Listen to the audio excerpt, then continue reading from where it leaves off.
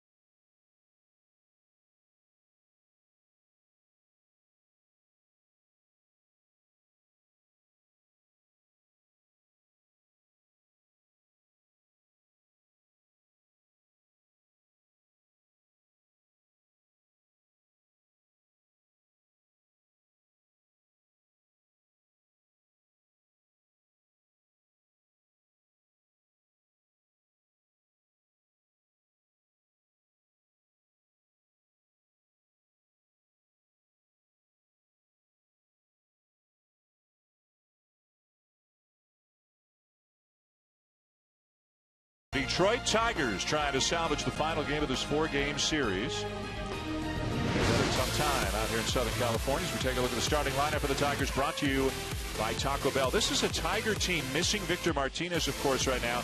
Just 10th in the American League in runs scored in the season, despite the best efforts of Miguel Cabrera. He's getting some protection behind him from Yoenis Cespedes, who homered in last night's game and has 16 doubles on the season, but they do miss a healthy Victor Martinez. On the mound tonight for the Angels, a rookie last year's shill and a 16-game winner last year in Matt Shoemaker.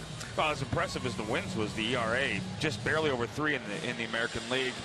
He's a pitcher. He's a cerebral guy. He doesn't have overpowering stuff. He has a filthy split when it's working, but everything will come off the fastball command, much like David Price tonight. I always like to watch guys like this in the first inning to see how quickly they need to use all of their pitches to get their outs. Coming off a good one 2 starts ago that he got knocked around. It's been kind of an up and down, hot and cold season. Yeah, it has. And Mike Scioscia told us before the game that, you know, he can get it up to 93, 94 miles an hour, but when he pitches there, his ball flattens out. But in these shadows, it's going to be difficult for both offenses. I don't care how hard or how easy you throw. Anthony Gose leads it off for the Tigers and takes outside ball 1. Jerry Davis, the home plate ump, and the crew chief tonight. Gose, a speedster, hitting .322. He's got 3 triples. He's got 8 steals. Came over in an off-season deal from Toronto. Second baseman Devin Travis going the other way. A trade that seems to have helped both teams, although Travis is currently out with an injury. 72 cloudless degrees here in Anaheim. And that's the player's nightmare, the hitters anyway. You want cloud cover on a day like today. 2-0 and a strike. And you can kind of get a feel for it watching that angle right there. You just kind of see the ball hit the sun and then gone. And that's, I never had to really worry about that, but I always enjoyed pitching on days like today.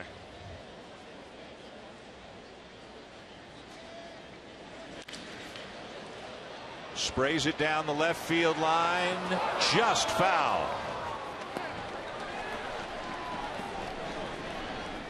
Tigers are pleased with the production they've been getting from Gose so far. I don't know that anybody expected him to be a .320 hitter. Brad Ausmus has said he doesn't walk very much and he strikes out a ton. He's walked 9 times. He struck out 42. Eventually that probably catches up to you, but Crucky, if he just hits the ball on the ground often enough, he's going to get a lot of hits. Yeah, with his speed, putting it in play is of utmost importance. You know, a guy with the power or non-power that Gose has, strike out that many times is really uncalled for. Yes, he did, and he strikes out for the 43rd time this season. I always found that to be one of the most puzzling things, was if your weapon is speed, why would you not try to use that every single opportunity you can? Cut down the swing, put the ball in play, pressure on the defense, especially hitting the head of these two guys. On deck, Miguel Cabrera. He's looking for someone to talk to. and just real quick, you're making pitches right now to Ian Kinsler with the guy on deck in mind. Yep. When he's that good. Kinsler had not hit a home run all season until last night. He hit 17 last year. And it took him until almost the end of May to hit his first this season, hitting .270 on the year. It had been just 1 for his last 30 before he homered last night in the 9th inning. I mean, you can see Iannetta throwing it back to Shoemaker. It goes from dark to light to dark before it reaches Shoemaker's glove.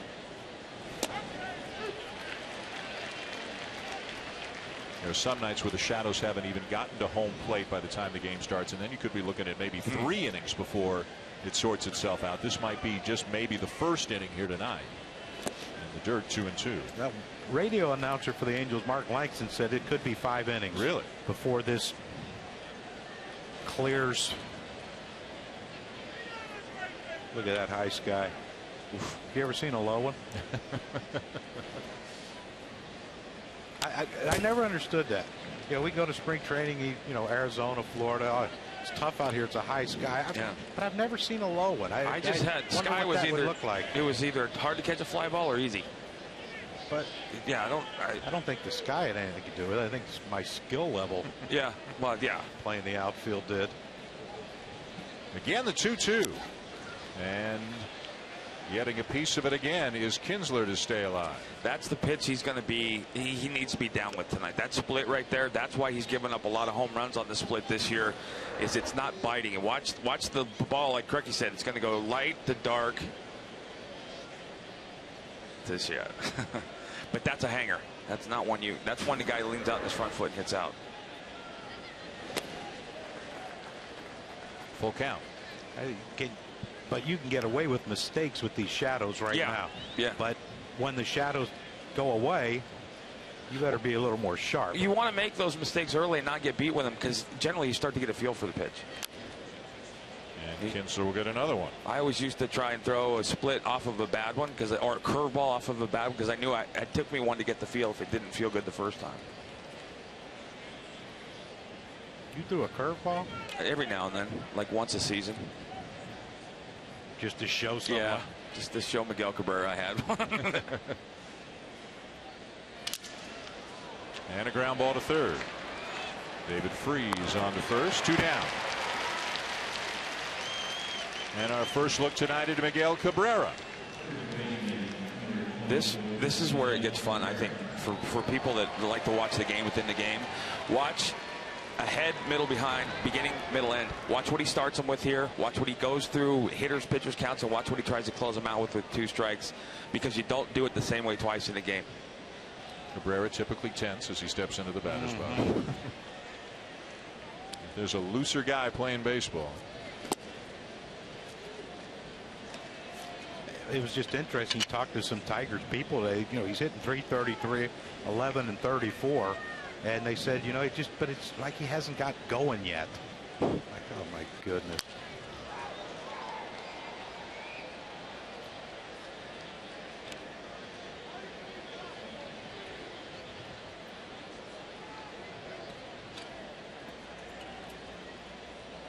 You ever hit with sunglasses on? No. I couldn't wear them. I think you had. I remember you having them. I wore them in the field. Bouncer to third. And a very good first inning for Matt Shoemaker. David Price to the mound to face the Angels when we come back.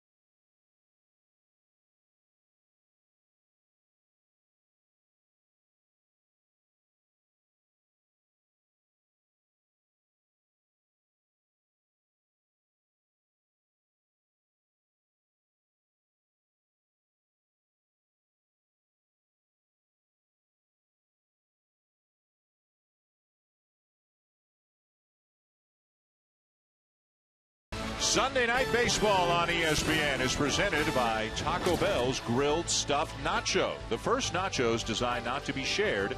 Live Mas. And in part by Verizon, America's largest and most reliable 4G LTE network. And Firestone. Whatever you drive, drive a Firestone.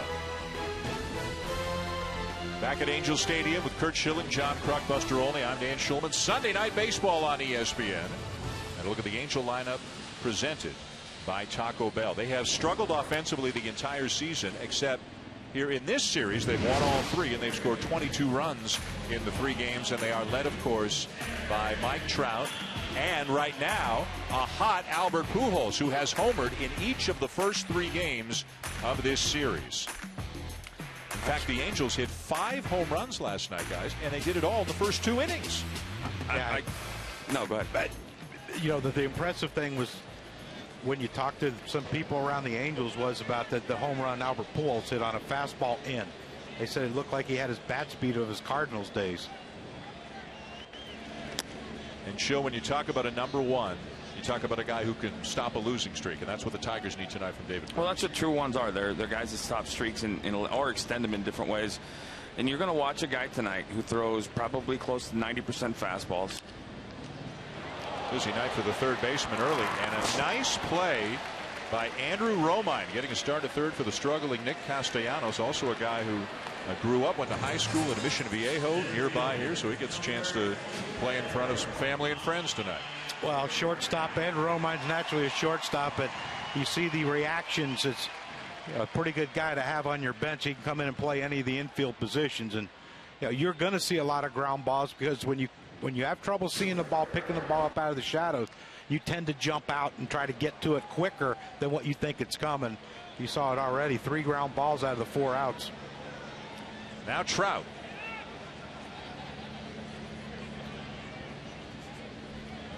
Fourth in the league in home runs, second in the league in runs scored. Hitting almost 300 on the season. His 4th full year in the majors.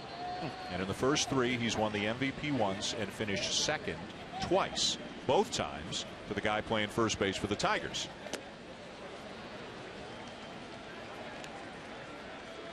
Oh, I like that with Trout. Even though he struggled last year with the pitch up in the strike zone, that's where David Price is going to try to attack him. But on a 1-0 pitch, he went after it, and he's not letting him get ahead of him early. That's a great example. Those last 2 pitches right there, a great example of the fastball being more than one pitch. Fastball up and away, fastball down and away at 93, 94, 95. Those are 2 very different pitches, and on command he's doing it. I think he'll try and probably get him up inside just to keep him off of one side of the plate.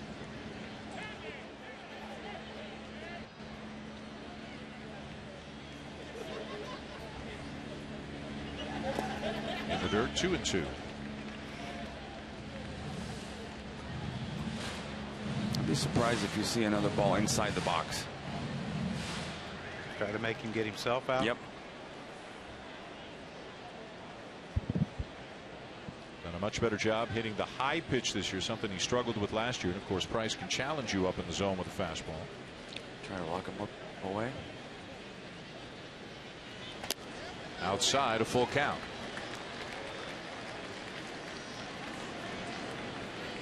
David Price 4-1 on the season, a 2.97 ERA. He's had 2 bad starts and 8 really good ones. Gave up 8 runs in one, gave up 13 hits in another. Fastball.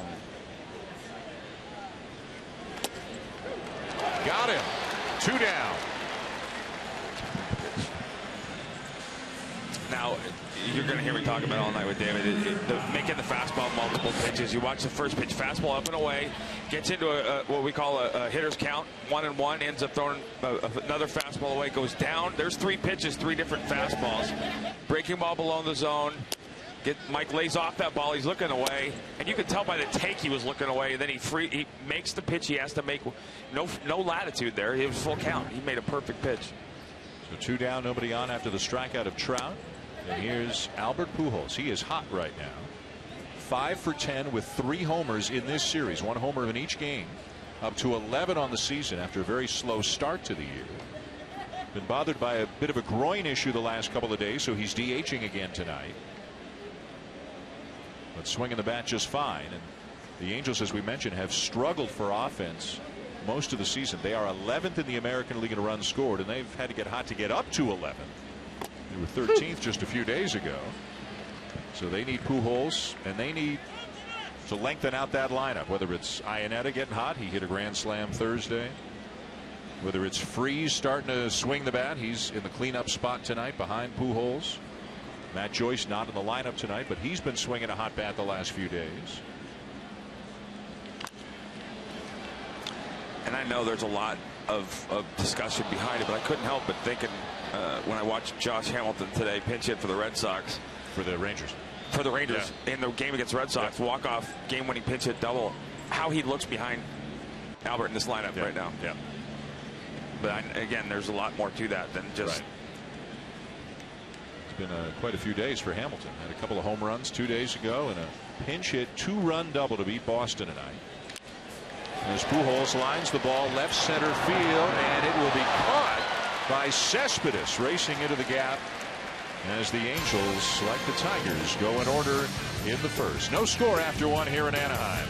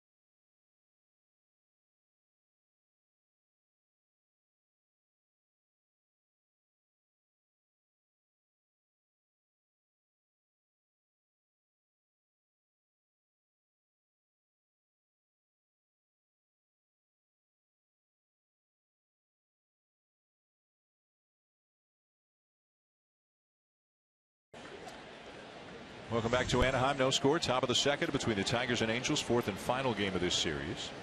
Angels winning the first three. Yoenis Cespedes leads it off for Detroit. The left fielder hitting .284, 7 home runs, including one last night. I'm sorry, Crookie, I got to ask you. You're hitting now. You're in the shade, and the sun is in the background. Tough? Yes. It looks like a little dot coming at you. Because the ball still is now all the way shaded, and the hitting background is bright. Yeah, real bright, and that's what makes it tough out of the pitcher's hand to see it and to also recognize location. Well, I guess if you can't see it, you can't recognize location.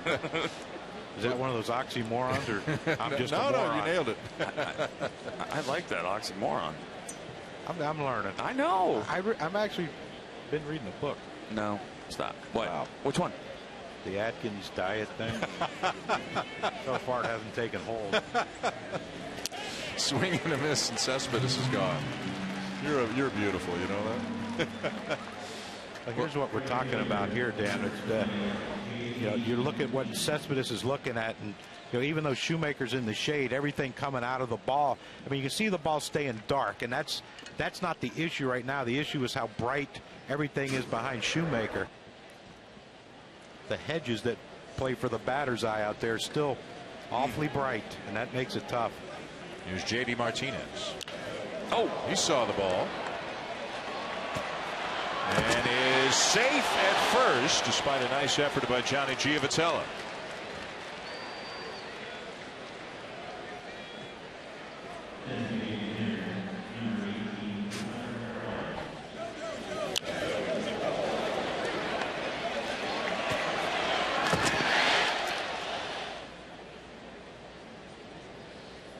clearly safe. Infield hit for Martinez after a 3-hit game last night. I was watching Angels dugout to see if anyone was coming out, like if Socha was looking, and Dino Ebell, the bench coach, I don't know where he was, but he came flying and picked up a phone immediately when the umpire called him safe. He's still undefeated.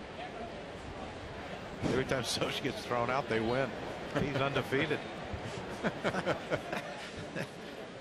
Here's Tyler Collins. He is DHing tonight for the Tigers.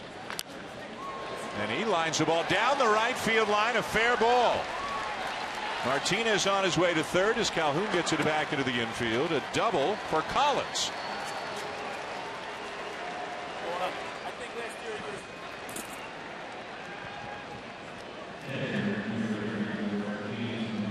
Collins didn't waste any time jumping on this first pitch. Ball very staying fair, but you see how it's hooking, and I give Calhoun credit. Home field, though, he knows the way the ball bounces off this fence, and He played that perfectly. Played it perfectly and kept J.D. Martinez from scoring. Well, the Tigers looking for any offense they can get out of the DH spot, and they get a double from Collins tonight. Victor Martinez still on the DL. Reportedly, the knee is getting better, but still not an imminent return for Martinez. One of a number of injuries the Tigers are dealing with right now, including their starting catcher Alex Avila, who was on the DL with a knee problem. That's why James McCann has been playing so much for Detroit. And McCann's been doing a good job. He's hitting .286, and he's thrown out 47% of opposing base runners, base stealers. So filling in nicely. We talked to Brad a couple weeks ago about he loves this kid, loves everything about him, offensively and defensively. He's a big boy too.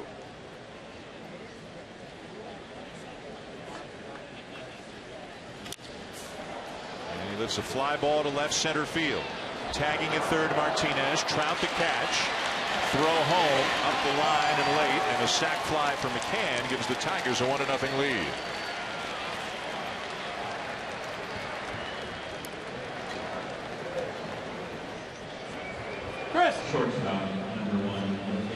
One of the issues we talked about with Brad Austin was before the game, and he kind of interrupted the question because he's been asked so many times. You look at Tiger numbers: second in the league in batting average, first in on base percentage, top 3 or 4 in slugging, OPS, you name it, and 10th in the league in runs scored.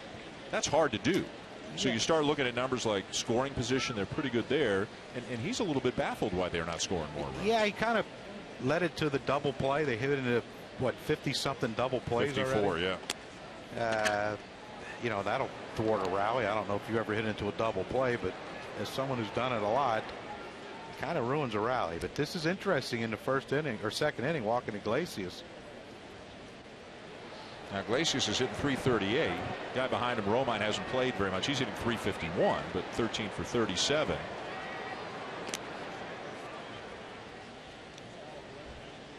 But they're going to walk him. Put Iglesias on.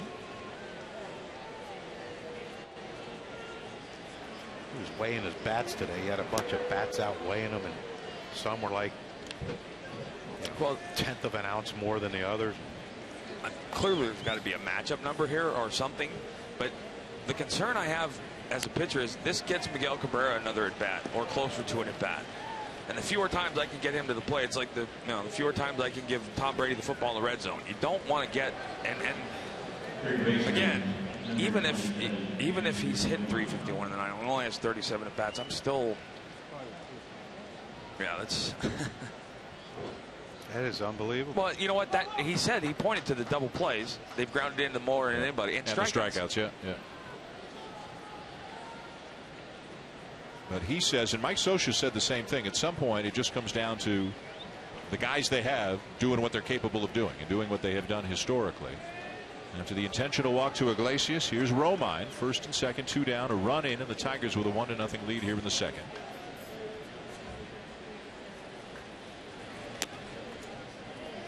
Yeah, that situation with Iglesias, would you have trusted Shoemaker to maybe throw a couple splits, see if he'll chase them? And I'm not so sure I'm worried about 2 out. I mean, I don't. That's a very mixed message, I guess.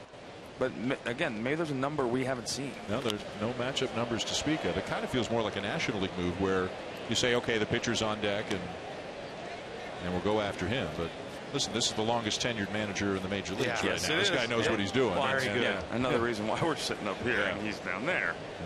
Know your players. 16th year managing the Angels. Mike Scioscia. That is 7 years longer than any other current tenured manager. Bruce Bochy, Bud Black are both in their 9th seasons. I'll tell you, I'm not really sure I've ever heard someone tell someone to walk a pitcher and not as the pitcher in you first thinks, you don't think I can get this guy out? I mean, because that's always your initial response. I got this stuff, or I can pitch this around this guy. This is a guy who relies on command because he doesn't overpower you. And again, I don't want to get Miguel up there any more than I have to.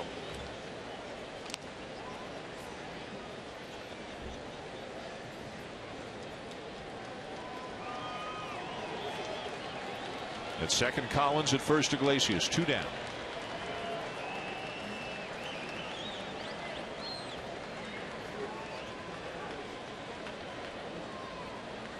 And a 2-2. High chopper up the first baseline. It is a foul ball. Oh boy. That is Grant Green at first base tonight. He is not a normal first baseman, and that could have gotten by him, could have been a fair ball, could have been made properly for an out. That could have been all sorts of issues. That was right on the cusp. Yeah, this ball had a ton of spin. You watch when it hit, and it just takes a dead right turn, and barely foul. And that's a ball to me that Grant Green has to keep charging in and catch it on a short hop or catch it in the air off the bounce. But you, as a first baseman, I mean, you instinctively know that ball is going to spin foul. Well, right? not really, because it looked like just a chopper, and you don't want to gamble right there. Yeah, because it didn't look like he hit it off the end of the bat. It looked like he just topped it. Now, off the end of the bat, it would have spin, but it would have the other spin where it would go the other way. So the at-bat continues.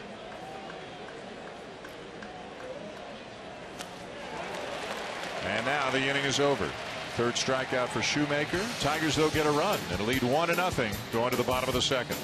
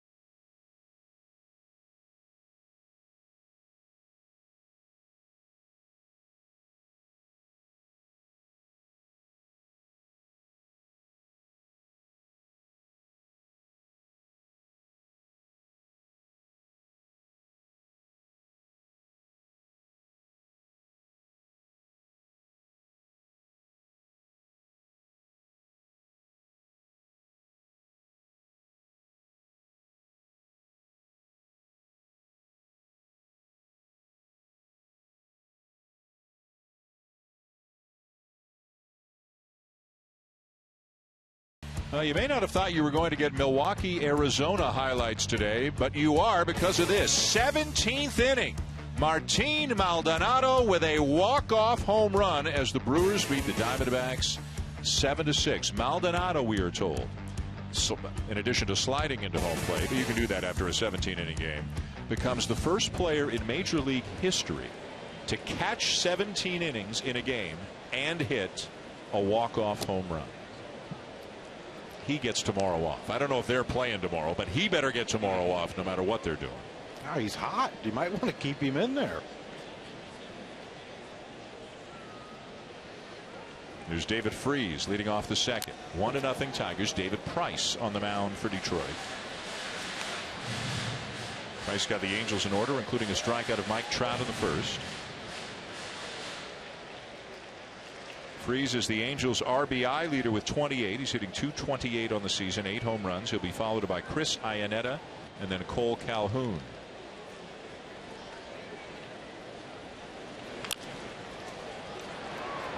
Charging it short, Iglesias, one of the best, one down.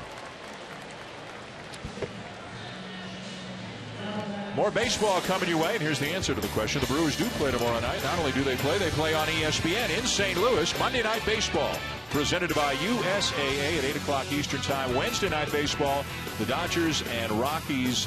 It's the shift. We got John Shambi and Rick Sutcliffe in the press box. We got Eduardo Perez in the Dodger dugout, Eric Wedge in the Rockies dugout, and Doug Glanville out in center field. They'll have it covered from all angles. And then 1 week from tonight, Sunday Night Baseball from Dodger Stadium as the Dodgers host the Cardinals. And you guys are just basically not going to show up next week. Me and Show? Yeah. We're taking the weekend off. It's going to be John Kruk bringing you the game next Sunday night. Solo. That'd be all kinds of awesome, by the way. That would be. Pretty good chance we wouldn't be seeing him the next week. Put it this way, some of the people who we have to do promotions, you know, and read the blue we cards, would miss half of them. Yeah, that's all right. That's all right. Sponsors would be a problem. Yeah, you've got a fun week coming, right? Where are you going? I do. Tomorrow? I'm headed to Oklahoma City for the Women's College World Series. Yep.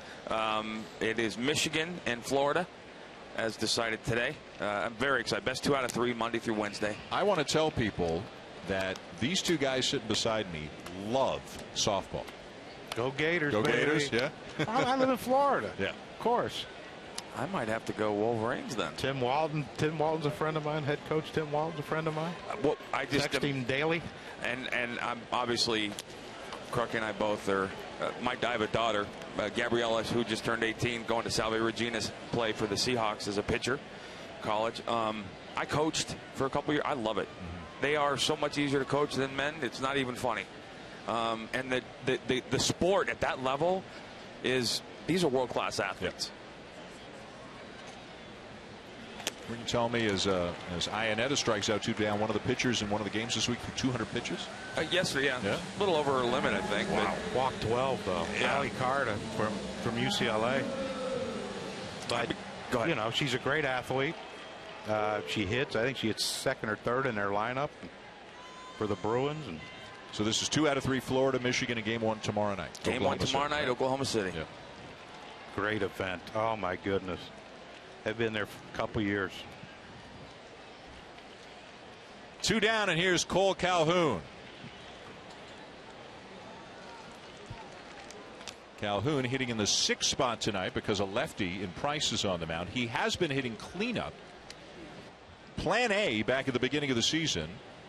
Of course, with no Josh Hamilton, he would have been the cleanup hitter in all likelihood, but shoulder hit surgery, recovering from that, and eventually, as we all know, traded to Texas. So it was going to be Matt Joyce against righties, David Freese against lefties, hitting cleanup, providing some protection for Albert Pujols. But Joyce got off to a dismal start. Freese didn't hit much at the beginning.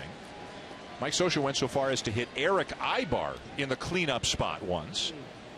But more recently has put Ibar up in the leadoff spot and Calhoun in the cleanup spot.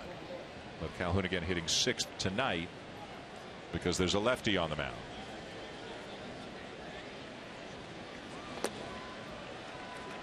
Mike Scioscia loves this guy, says you can hit him just about anywhere in the lineup. He's got enough pop that he's a threat. He's got a good on-base percentage. Hits lefties well, too, hitting .286 against lefties this year. I had no idea that some guys feel about their spot in the batting order like they do defenses. Like they want to play a certain position, they're not comfortable. There are guys who I've heard, hey, you know, I don't like to hit 5th or 7th or 8th. And as a pitcher, I always looked at it as, really? I mean, you just... Well, some things dictate where you hit, and that's performance. But I mean, in Cole Calhoun's defense case, he's that versatile, and that type of hitter. Soch loves him. I like listening to managers that talk about players that they love. He did tell us he can bat anywhere from 1 through 5th, but apparently today's a 6th spot for him. But well, now it's 1 through 6. Hey, he's up to stock. David Price might have something to do with that too. Yeah. 3-2.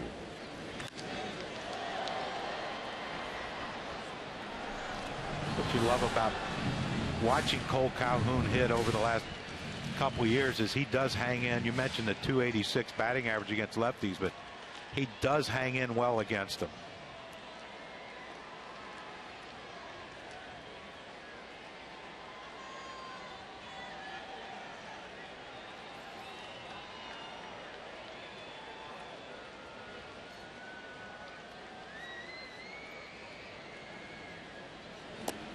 Oh, just missed inside. A little front door cutter there, Sean. Yeah, he did. He tried to throw that fastball that he threw into Mike Trout to freeze him. He left it middle and got lucky because he fouled it off and tried to come back with a front door cutter. He shot. I think he stunned him. He froze him, but he just didn't get the ball where he wanted it to. So base runner for the Angels for the first time tonight. 2 down in the second, and the batter will be Grant Green. Green was one of 4 players competing for the second base job for the Angels back in the spring. He didn't win it. Really has been more of a super utility guy. Has also spent some time in the minors this year. Playing first tonight. He can play second, can play short, can play left. And at first tonight, again, as mentioned earlier, because Pujols has a groin issue, so he is DHing tonight.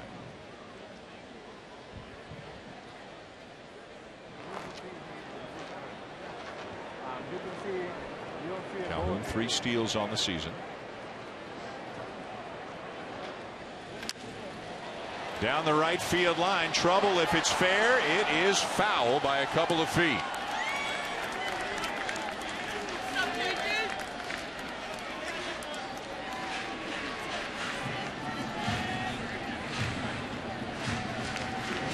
Some Tiger fans in pretty good numbers down the right field line. They travel pretty good. Yep, they do.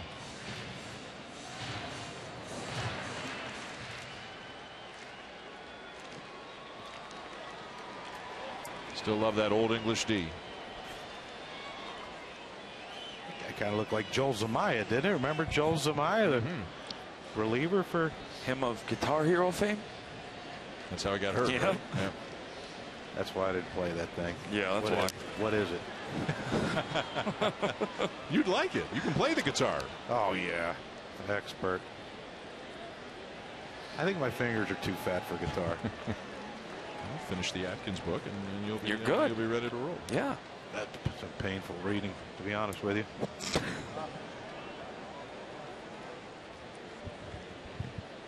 I don't think that In-N-Out burger Shill I had was what? Probably wasn't in the What book. chapter was that? Yeah. Filet mignon on bread is what that was. Up and in. 2-2 on Green. There you go. Hit it the other way. Keep trying to shoot that ball the other way. I'll get one in there. Yep.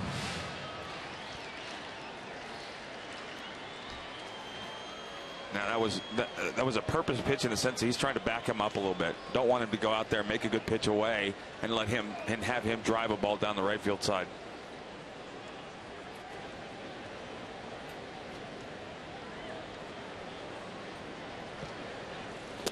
Got him.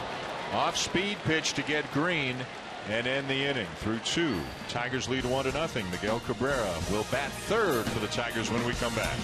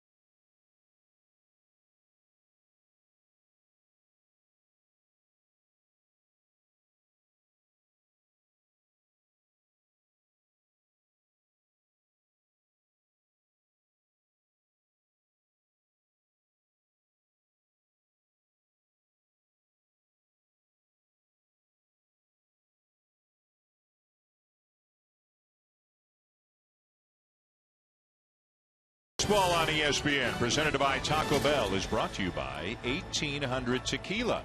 Enough said. And Schick Hydro, the only razor that's like a blast of hydration.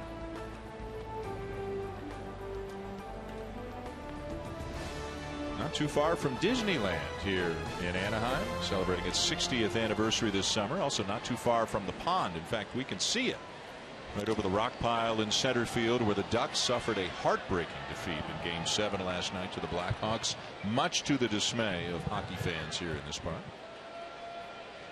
That was a heck of a series. Huh? Blackhawks, Tampa.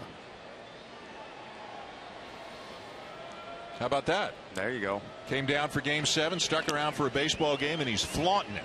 Well, I had a connecting flight in Chicago and got on a plane. There was a zillion people with Blackhawks jerseys on on the plane. And that was who I was told by Barry Melrose to pick at the beginning, and I did, because my Bruins are golfing. Researcher Peter Pasquarelli tells me that's 3 straight years where the Ducks season has ended with a Game 7 loss at home. That'll leave a mark. Goes with a fly ball to center field. Although, speaking of someone born and raised in Toronto, you just make the playoffs. You got to count that as a good year if you're a Maple Leafs fan. Well, yeah. I mean, I'll tell you what, since I retired, it's been one of the things that I've found as much joy as anything is watching, my boys both play goalie, playing hockey, but watching professional hockey and starting to really understand the sport and know the guy, there's nothing like it, man. Oh, my goodness. Here's Kinsler. I can watch playoff hockey. I can't. Regular season, playoff hockey is a little more testy. You're talking about some of the world's greatest athletes. And I had, I remember the first game I ever saw, I was like, well, I wonder why they're not skating the whole game. How do they get tired after 45 seconds? I mean, big sissies.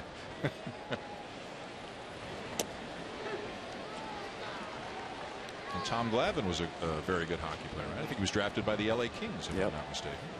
Imagine that. He'd have been on the same line with Gretzky. That whole stinking pitching staff. Smoltz, about a scratch golfer.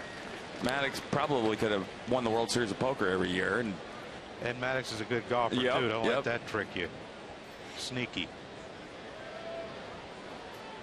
1-2 the count on Kinsler. Ooh. And it's just inside.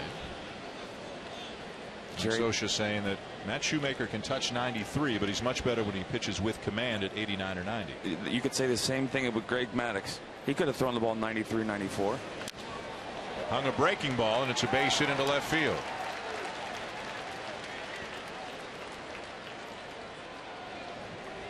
One of the challenges, I think, when you look at as a pitcher, you need to pay attention to the bigger game. Watch the sequence. These are the pitches, right? You got 1, 2, and 3. He's going up and he's going that way. He goes out to in. He tries to close him out in. Throws a really good pitch for the third strike. Now I'm guessing he might go the other way. This at bat, go down in early, away late, because you can't. I don't think you can pattern him. And anyway, I don't think he throws another split up in the strike zone on purpose at all. I think he tries to throw that under the strike zone, because that's going to get killed if he does. This is why guys like this are just so tough. 0 for 1. He took the shades off. Yeah. All right. Now let's get down to business. Kinsler draws a throw. He is 6 for 6 stealing bases this season.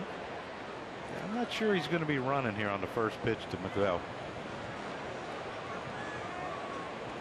I keep going back to that intentional walk brings him up with there could be 2 outs runner on as opposed to 1 out runner on. And they got him at first, picked him off.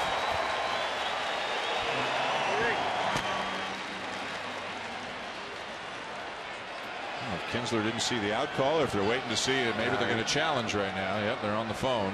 Hitting Coach Wiley Joyner on the horn. Nope, they're out. Get in here. Yep. Yeah, they got him. I'm not sure I understand that. And from the standpoint of why would you even be chancing yourself over there with him at the plate? Yeah, you're in scoring position, right, with Cabrera up. Cabrera's in scoring position. It's the 3rd time in his career that Kinsler's been picked off. And so now it's bases empty with 2 down for Cabrera. So he started him same fastball away, slider away, first at bat, first pitch. Yeah, I'm not sure I understand. A good move. That was a good move. But yeah, great quick feet by Shoemaker, but I don't. Yeah. I mean, it wasn't like he was leaning. He didn't take a false step towards second and get fooled. And he just got picked off.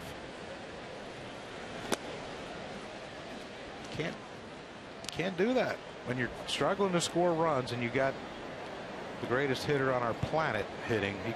With one out, you can't afford to get picked off. Oh.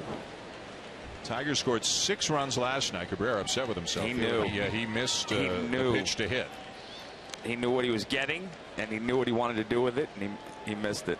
The only guy I've ever seen like that was Manny Ramirez. Yeah, look at that face. And I'm watching that as a pitcher, knowing full well exactly what that means. You got to give him something to worry about in the inner half, or he's going to kill you. Coming in with a fastball.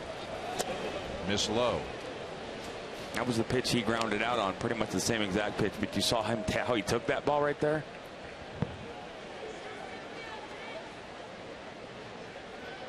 I go back in there. And he chased the ball in the dirt. Cabrera saying he fouled it off, but home plate umpire Jerry Davis disagrees, and that's going to be the end of the inning. A frustrating inning for the top of the Tigers order. One more look going to break. Shoemaker strikes out Cabrera to end the inning.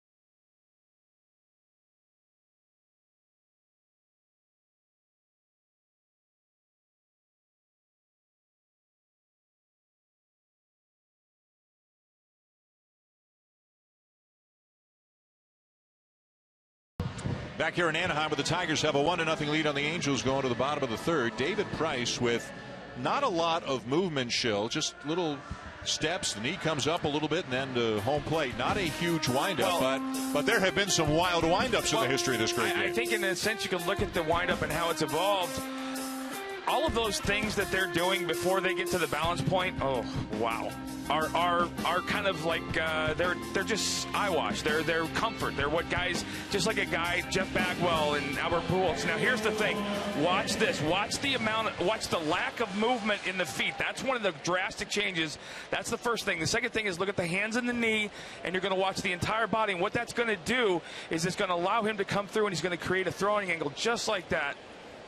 And you watch that ball, that just gives him such a different look, and he can command a ball 6 pitches from that angle with his fastball. And it's easy to repeat that, wouldn't it be? That's exactly what it is, Johnny. It's keep it simple, stupid is what he says.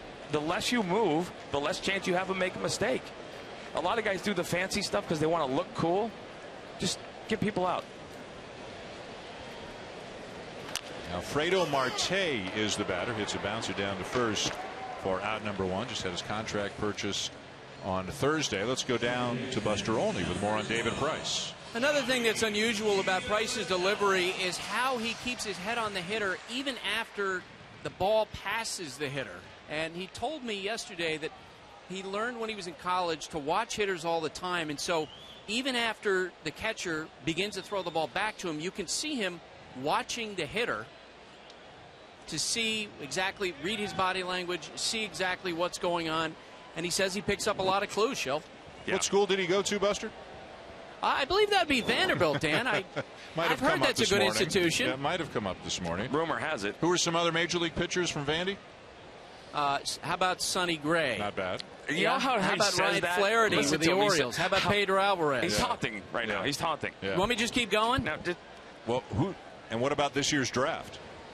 It looks like Dansby Swanson is going to be the first overall pick, shortstop out of Vanderbilt. Arizona is thought by other teams if they're going to take him.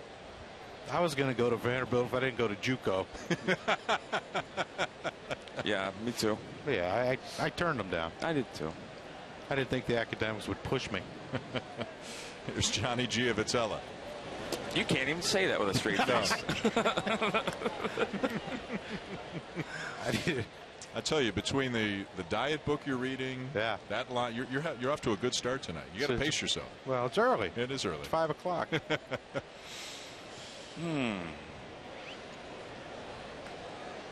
Head 0-2. Plus, I might be riding to the airport for the red eye with our researcher Peter Pasquarelli. Captain Happy. You know how that just. You know how that could be. That presents a whole other series of challenges. Well, I told you about the one red eye we took. He couldn't hardly get out of his seat. You might not need to tell the rest of that on the air. So, just looking out for you, buddy. Yeah. So. Thank goodness you're our quarterback. Here's the 0-2 again. Out of play again. When a pitcher's got so little motion, Prucky, in his windup, and then all of a sudden it's on you at 95. Does 95 look about 99? It does look harder. You know, just the fact that he's so smooth, and you don't expect someone that smooth for the ball to come out of his hand like it does. But you know, Kurt was the same way. There was others that we played against that were just so smooth. It's not even the lack of movement; it's the pace. He's not in a hurry to do anything, and that's one of the hardest things to do when you're working with young guys is to dial it back. Look at, he's just getting ready. Boom. That's when you throw. And I always try and talk to young guys about, you know, wind up, go. You know, he's not throwing the ball until he starts to head towards home plate. This is a separate issue, if indeed it's an issue, but he's also the slowest worker in a Major League Baseball. Between pitches. Takes about 25, 26 seconds. Doesn't seem like that tonight. Maybe he really slows down when somebody's on base. Not that he's working quickly, but he doesn't seem to be working that slow. He wants to keep going while these shadows are still around. Yeah, probably right. I'll tell you one of the things, though. It's one of the, when you look at a guy like this, who's accomplished like this, who continues to try and improve, it just shows you there's no detail too unimportant for, especially for guys that are good. He's still trying to get better, and he will always be trying to get better given his makeup. And then he gets Giavitella. That's his 4th strikeout of the night. Once through the order, he's walked 1, struck out 4, and hasn't given up a hit. You know, I mean, you guys are watching the same thing I'm watching. You've seen guys throw harder in the big leagues. You've seen guys throw with more movement. You've seen better curveballs. You've seen better changeups. But he's about as good as they get because he understands there are other weapons, the pace, the tempo, the moving the ball around, doing the things. He recognized, too, Crucky, Jerry Davis doesn't call the inside half of the play early in the game. Back to the top of the order for Eric Ibar. Well, to me, it's, you know, fastball location. When you can hit, like you said, you can make your fastball 4 or 5 different pitches by where you could throw it. You know, the breaking ball and the rest of that stuff is just secondary. And that's a decent breaking ball, but it's enough for that 95 to be lethal.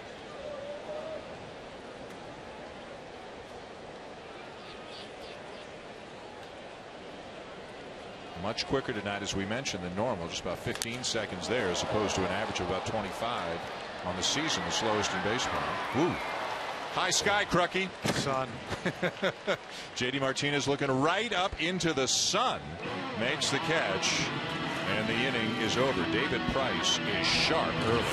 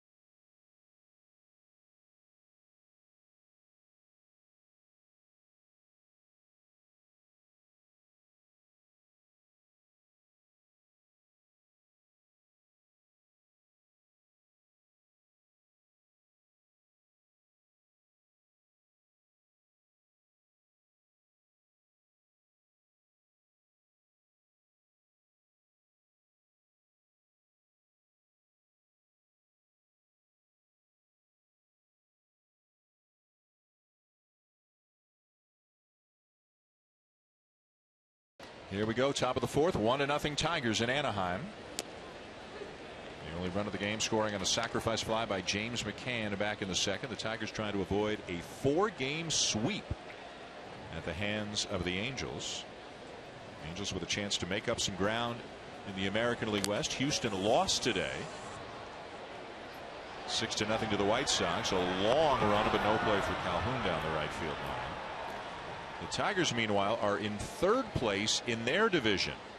The Minnesota Twins won today, took 2 out of 3 from Toronto, and the Twins are in first place all by themselves in the American League Central. Everyone had that May 31st, right? Twins in first, Astros in first, right? Let's admit it, I did. No, not really. Kansas City lost to the Cubs today, so they're a half game back. The Indians just won in 12 innings out in Seattle. They're making a bit of a move.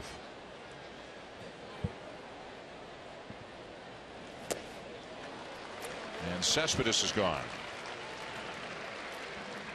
So how are the Minnesota Twins doing it under first-year manager, Hall of Famer Paul Molitor? Well, one of the ways they're doing it is by hitting in the clutch. Now, whether that's sustainable, remember the Cardinals 2 years ago were ridiculous all season long with runners in scoring position. Minnesota's been great, and they're winning close games. They're just, when they need a hit, they're getting it. When they need an out, they're getting it. They're not blowing people away, but they're winning close games, and they have been for 2 months. Yeah, and it's, you know, the formula of modern baseball, the bullpen. Yep. Boyer and Perkins have both been really, really good and late in the game, and they're not losing those games. And that's, you know, Kurt will tell you, young team, you start losing games late. Devastating. Meanwhile, in the American League West, slowly but surely, the Angels are starting to make a move. They're 26-24 right now. They've won 3 in a row, all against Detroit. A lot of things have not gone as well as Mike Scioscia would like them to have gone, but they're only 4.5 back of Houston. Texas won today. They are 5 back. That guy's gone pretty well. Mike Trout's gone pretty well. What's really gone well, especially recently, is the starting pitching. Jared Weaver got off to a slow start, but he's been terrific lately. C.J. Wilson is pitching well. Hector Santiago has an ERA of 2.18 right now for the Angels. And oh yeah, they've got Garrett Richards. Huh. Pretty good rotation. Yes, and that's why they're going to be around and give them a chance. But I still think at some point they have to add a bat. I think Like Josh Hamilton. Yeah, they're gonna go and do something if they're in position. I think Artie Moreno's made it very clear he wants to win. Down to Buster. Yeah, and guys, they are actually out there looking for a hitter and talking with rival evaluators. They say Jerry Dipoto, the Angels general managers, actively looking for somebody to augment that offense. Well, they got a lot of different spots they could probably look for somebody, although some of the players are starting to hit more like they're capable of hitting. And Mike Scioscia and Brad Ausmus, we mentioned earlier, both of them just kind of taking deep breaths and assuming that guys will start putting up the numbers they've put up before.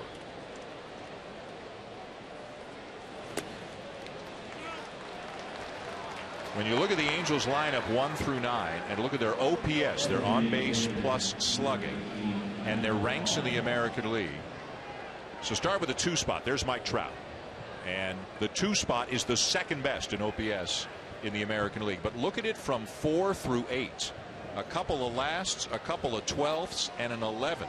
So there is not a lot of protection behind Trout and Pujols, although now Calhoun is in the 4 spot. So yeah, but you changed. saw that last 11th, 10th, 12th, and then you get to their 9th hitter and he's 4th, which really baffles you. Why would he be hitting 9th?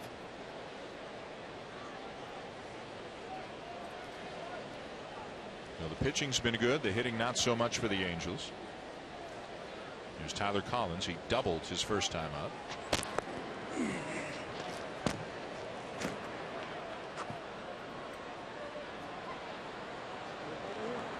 Right now it looks like most of the infield is in shadows, but if you're the first baseman, if you're green, you are looking right into the sun. There's just a strip of sunlight between the upper deck and the lower deck that comes through. Sharply hit and off the glove of Giavotella. Still got a play. Got him.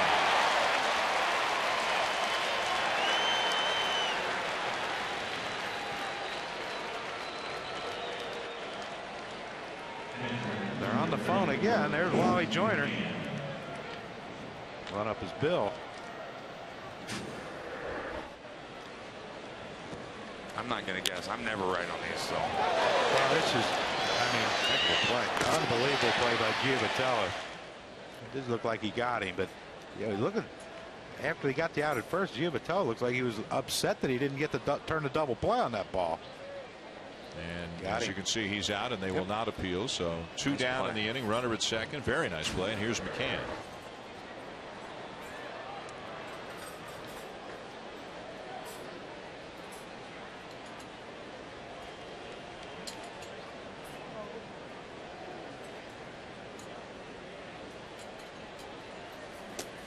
Swing and a miss at a fastball. 0-1. For young pitchers, coaches watching this, that pick off of Kinsler early in the game, in addition to being a great, it's a big out and all the stuff it does, it changes the way teams run the bases against you. Leads are smaller. That secondary lead is smaller because you have quick feet, and it takes away something. It gives you, I think it's a huge advantage for pitchers, especially when you show it off early in the game.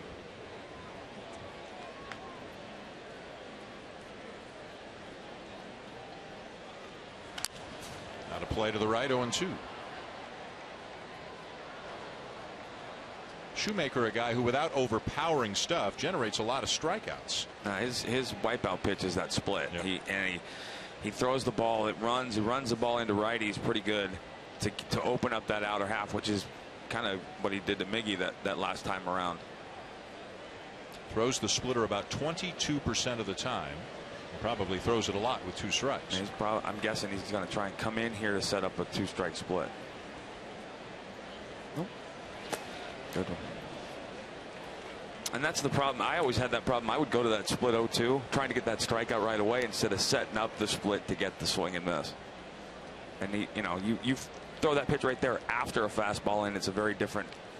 I think hitters react to it differently.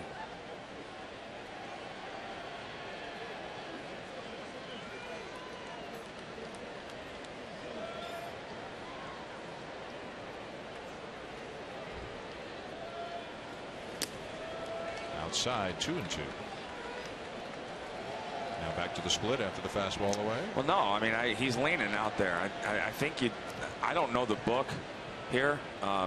They haven't gone in, so I think you freeze him if you make a pitch. But this is where you have to command the fastball. You got to make the pitch. He's going to go in. You have to make this pitch to the glove right here. You can't miss.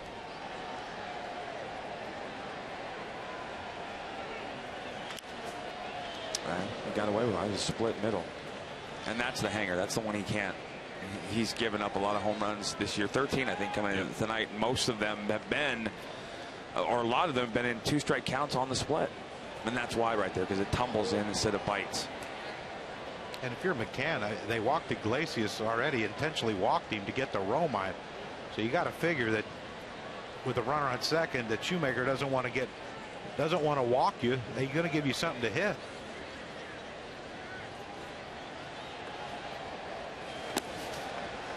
Full count.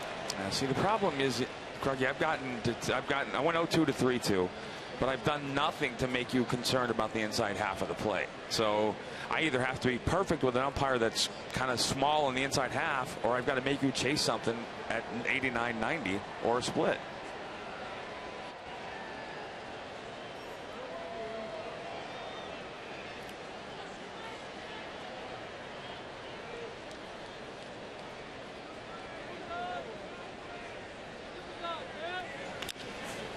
Ground ball to third.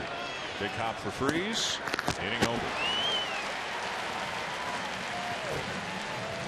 You'll hear from Tiger manager Brad Ausmus when we come back, and Mike Trout will lead it off for the Angels.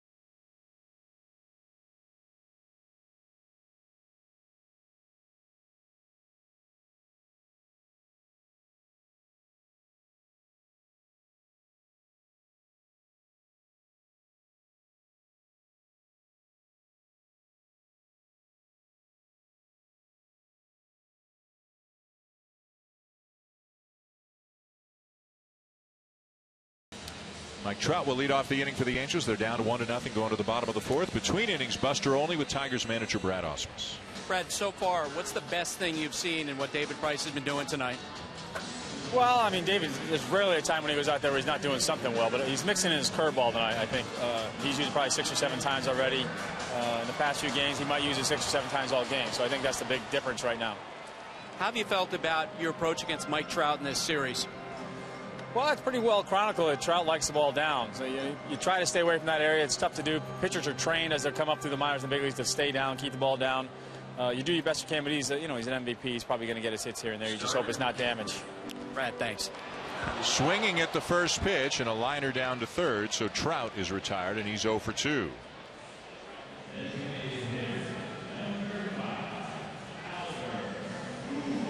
Well, remember, he finishes the first at bat with a fastball and throws him on a fastball in. He's going to start him.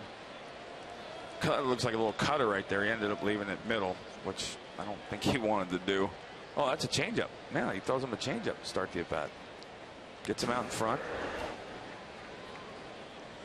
And that'll bring up Albert Pujols. But that's just a veteran pitcher understanding that, Mike Trout's being more aggressive this year early in the count.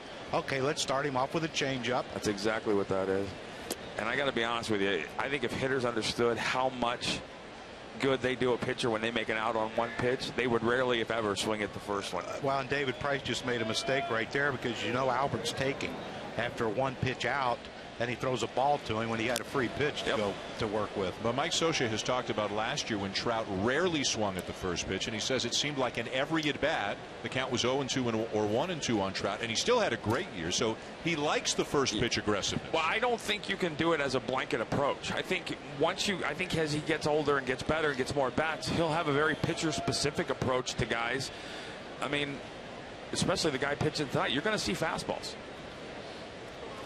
Pujols is swinging a miss and a ball in the dirt, 1-2, and the shift is on with 3 on the left side of the infield against the right-hand hitting Pujols.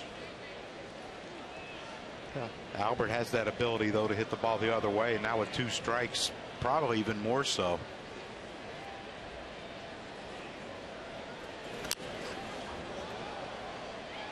That was a bad misfire right there. He tried to go in on his hands and threw that ball away. Albert now with 531 homers after the 3 that he's hit in the last 3 games. He is 18th on the all-time list. Jimmy Fox is up next for him, and he just passed Chipper Jones for 31st on the all-time RBI list.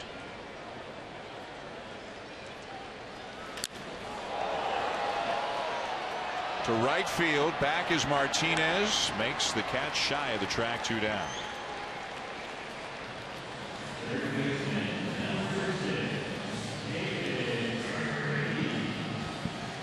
It's a little tricky out there, Crucky, for the outfielders. Well, this field must be the same directions built as Jack Murphy in San Diego. That's the same way it was at first base when I played there. And then when they put me in right field, some games it was the same sun in your eyes every. They trusted I couldn't you? run from. No, I think it was. They weren't trying to hide you. Yeah, right now, Cespedes in left field is probably saying to himself, man, am I glad I'm not J.D. awesome. Martinez in right field. Yes. He's good. He's good over there in left. But in right, not so much. It's got to be a terrible feeling for a first baseman when you can't see the pickoff throws from the pitcher, but you're not sure if the pitcher knows that. Well, no, you let him know immediately that it's all right now, but I mean, you let him know immediately because it shines through those concourse areas. Yeah. Some of them felt like it was intentional. Like they built the stadium so that sun would shine right through there and be in nobody's eyes but like the first baseman for 3 innings.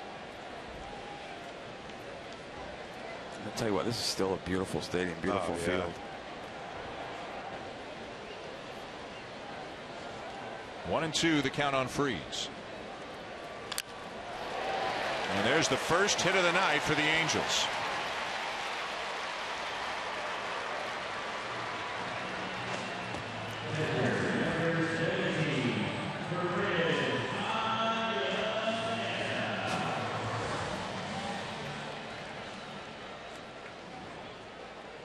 You're seeing the Angels starting to get better at bats this inning, second time through, without the shadows being an issue. Here's Iannetta, moved up to the 5 spot tonight. Social wanted to get some of his righties higher in the lineup. A ground ball in the hole, and it sneaks through into left field, a base hit. Back-to-back singles with 2 outs for the Angels here in the 4th. Well, you saw eight what did he say, 8 curveballs. Brad was talking about how he threw his curveball going that first time around. That doesn't change the fact this guy's still a fastball pitcher. And hitters, I don't think he ever makes you look off of his fastball. So command becomes crucial. Being a fastball pitcher is about throwing a fastball to a fastball hitter in a fastball count and getting a good result.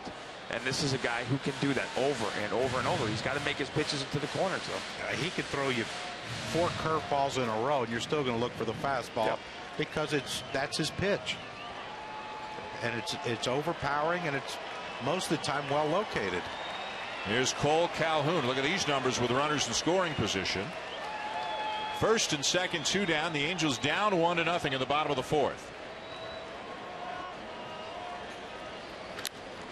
Popped him up. Romine in foul territory, and that's the inning. The Angels leave a couple of men on. End of 4.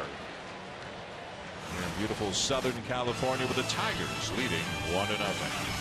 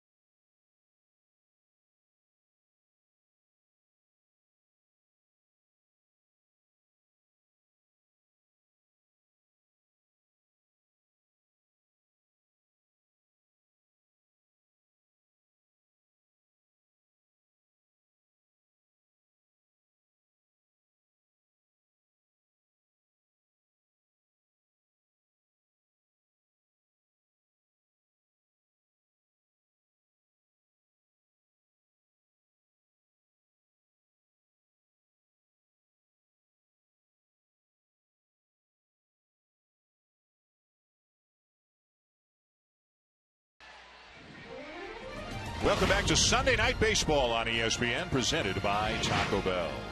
Between innings, Buster Olney with Angels manager Mike Scioscia. Mike, it's not the most ideal hitting conditions in the shadows. How have you felt about your approach against Price? Well, David Price is tough even when you have real clarity in seeing it. With shadows, obviously, it's a little more complicated. But there's some pitches I think you could see we weren't quite on. But for the most part, we got some good swings, got some good swings last inning, and hopefully as the game goes on, we'll get better looks at it. After the top of the second inning, looked like you had a conversation with Shoemaker. Tell me what you told him. Just about the strategy and maybe not wanting to go after Iglesias there, make sure that he understood it. We talked about it before on some things, and we just didn't want a guy hitting 350, putting the ball in play, having a chance to give him another run. And also, Mike Butcher is just talking to him about staying within himself and not trying to do too much. And I think he's done a good job of it. Shu's giving us a chance. He's pitching a good game, and hopefully we'll get some runs. Mike, thanks. Matt Shoemaker, the runner-up for the American League Rookie of the Year award last year behind Jose Abreu with the White Sox. Shoemaker went 16-4 with a 3.04 ERA. Didn't get to the majors until right about now. Came up on the 29th of May last year. Made 7 relief appearances and 20 starts. He is 28 years old, and he is from the state of Michigan. He went to Eastern Michigan. Resides in Trenton, Michigan. Here he is pitching against the Tigers. Pitched well against them last year. Had 7 shutout innings in this ballpark in his only start against the Tigers last season.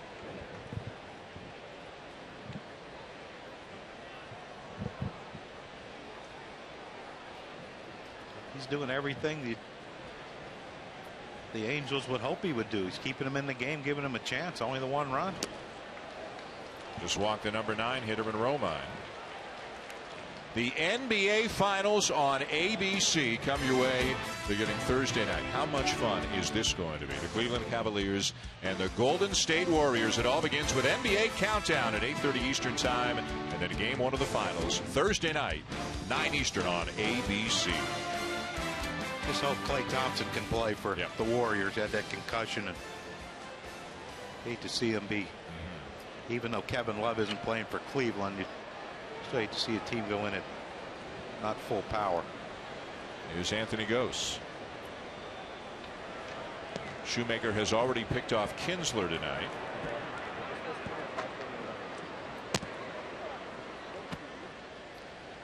Gose is struck out and flied out.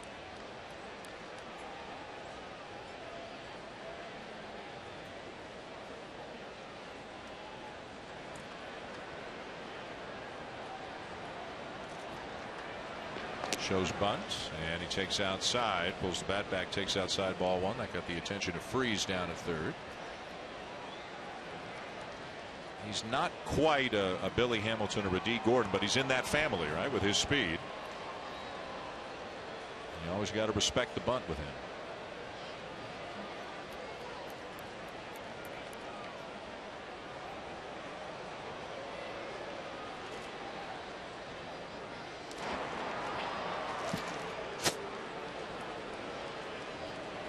You have to respect the bunt, but still, you go back to the strikeouts, and way too many strikeouts for a guy with no power.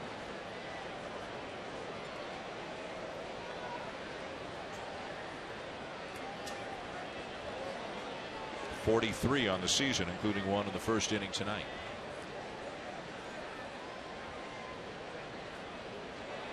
And he doesn't play every day. Gose will play against righties for the most part. Rajai Davis, another speedster, will play against lefties. Sometimes they're both in the lineup, but most of the time it's one or the other. So the Tigers always have some speed at the top of the lineup. I think much like pitchers and walks, you talk to young hitters, that guys that can fly, and think, okay, take away those 43 strikeouts and put 43 balls in play with his speed. What does that translate to?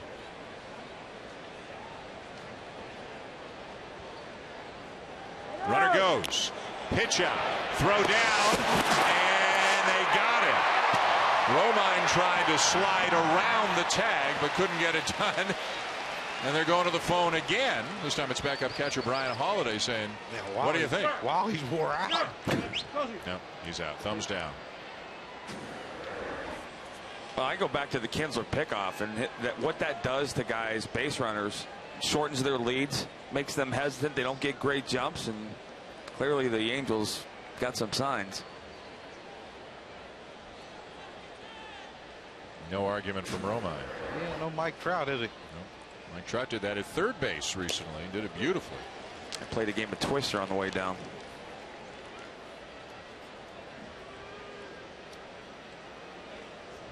But this is a team, you know, he couldn't explain it. How come we're not scoring runs? And now he's trying to push the envelope, putting guys in motion. You guys mentioned the Trout slide. This is what Romine was trying to do. Trout did it successfully in Boston. Left foot White. Right hand to left foot. They overturned the call on the field. It's just amazing how his foot stayed on the base. Instinct. That's just. But I mean, it was on the top of it. It was like he hooked his foot on the base. He was. Well, some people are just better than others. And At everything. He just happens to be better than everyone. At everything. Probably like a world-class ping pong player. And well, he did tell me they played golf with Albert in spring training, and Albert cleans him up pretty good. But he said that's something that's going to work. Oh yeah. In addition to hitting the high pitch. Well, he said Albert's like a single-digit handicap, low single-digit handicap golfer. You move to DH, you get your golf game picks up. But see, watch this as a hitter right now. To me, this is where you should be choking up, and you should be putting the ball in play with 2 strikes or walking. Gross will draw the walk. And speed aboard with 2 outs here in the Tigers' 5th. See, now I do run here because I'm okay with Kinsler leading off next inning, and I don't want Miggy leading off next inning. Follow your favorite team and players all season with MLB.com at Bat, the #1 app for live baseball. At Bat is up to the moment at any moment with in-game highlights, live look-ins, replay reviews, radio broadcasts, StatCast, and more. Get MLB.com at Bat now. Where did you guys take that camera yesterday? That was me and Shell cruising in a convertible. Surf, but we were going surfing actually. That would be a sight. Something we do every now and then. Yeah. Point break. Yeah. Wear that wetsuit. Oof. I don't know that we get back. I don't know if we can get the wetsuit off after we got in the water, to be honest with you, but ugly. You can come out early. You'll be here by yourself next week, Greg. Yeah. You will be with Carl Ravitch and Mark Mulder. Maybe. Oh, Mulder. I couldn't go to the beach with Mulder. No. Don't go into public with Mulder. No. Speed at first and Ghost. The batter is Kinsler. Good lead for Ghost. And now the cat and mouse game begins. You better watch. Shoemaker's quick. Oh, you got 2 forces pulling into each other. You got Tiger offense trying to figure out how to score with runners in scoring position hit. And you got a pitcher who's walked 4 guys with a team that can flat out rake.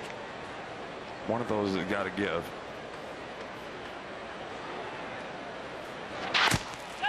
And if you lose sight of the hitter and Kinsler gets aboard, then you'll have 2 men on for Miguel Cabrera. Yeah, I talked to Ricky Henderson about what Ghost is doing right now, getting that huge lead like that. And he said the last thing he wanted was to give a pitcher a reason to throw over other than the fact that he was fast, which means if you get out that far, your first instinct is going to be to go back to the base, not to steal the base, but to go back. Yeah, I mean, I can tell you, I just from watching the runner's reaction, he clearly has a little deception in his move. He's got very quick athletic feet, but he has to have some deception because these guys are they're one-way leads. And those are close, most of them.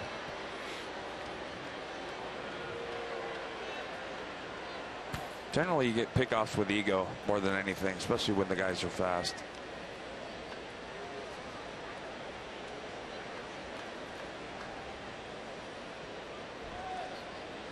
Not going.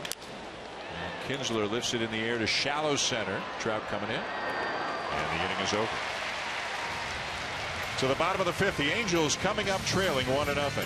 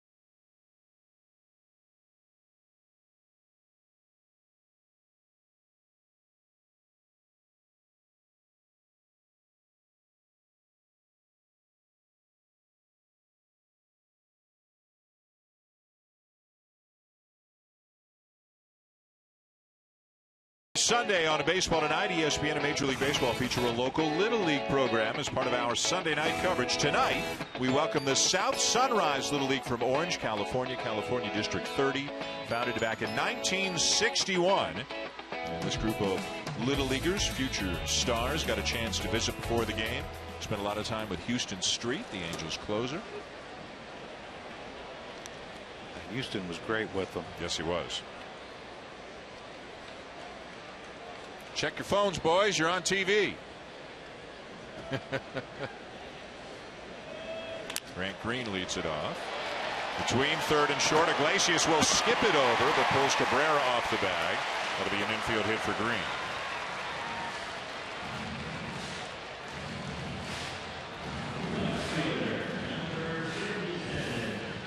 You want to see some kids with big smiles on their faces. Take some Little Leaguers down on the field before a Major League ball game. That's not bad. Get to meet Pujols. Get to meet Trout. It's a pretty good day.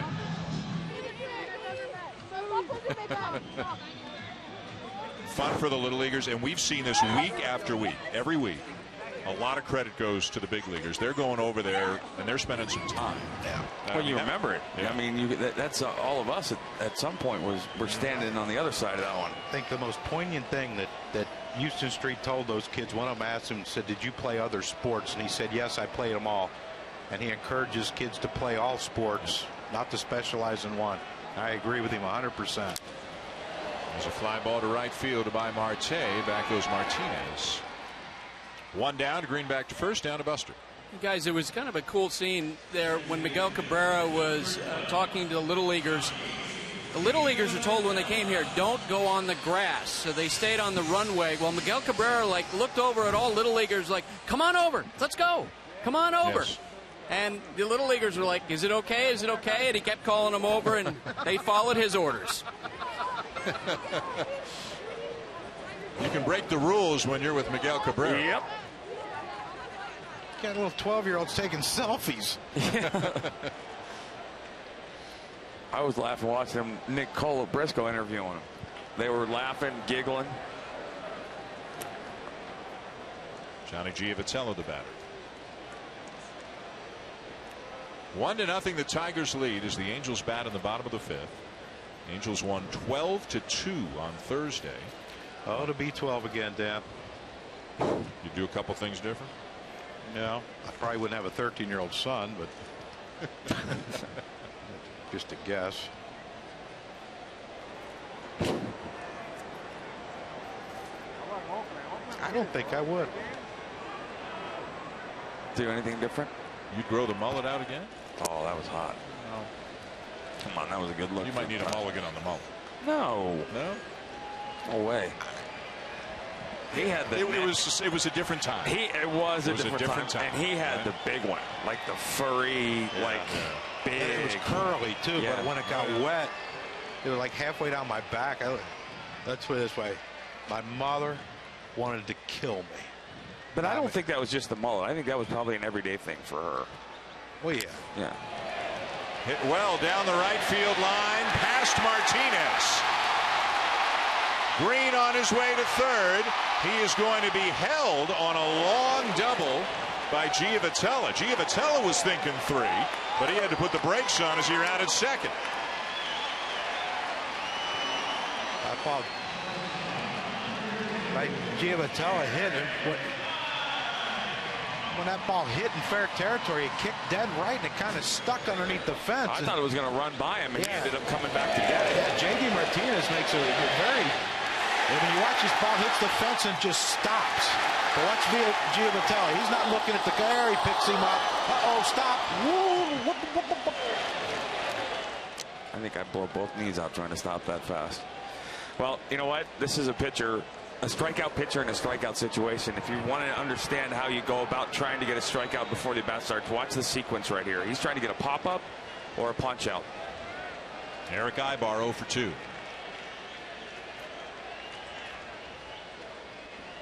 Creeping in on the corners, back up the middle. And a little flare into right field, will drop for a base hit. And the Angels have tied it.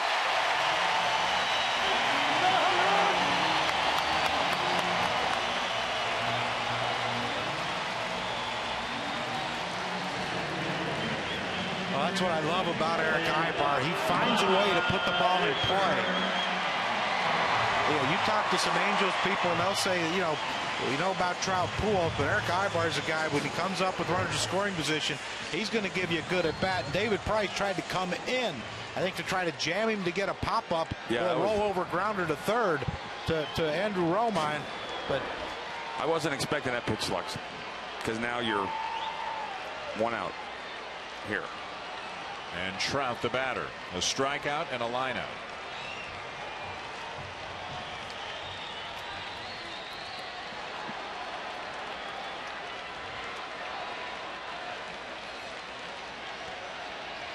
Outside, ball one. Remember that first sequence with the punch out on the fastball in. I don't know how a hitter takes that, but I as a pitcher, I take that as a pitch that I have. I just have to use it at the right time again. Problem is, if he jams him and he doesn't hit it hard to Romine at third, Romine has to come in to try to get Giavotto at home, because he's not going to turn a double play with this guy. Well, they're giving away the run right here. So he's looking to turn the ball over and get two, but he's a fly ball pitcher. He's a four-seam guy. Ripped over the head of Iglesias into left field, a base hit. An RBI single for Trout, and the Angels have the lead.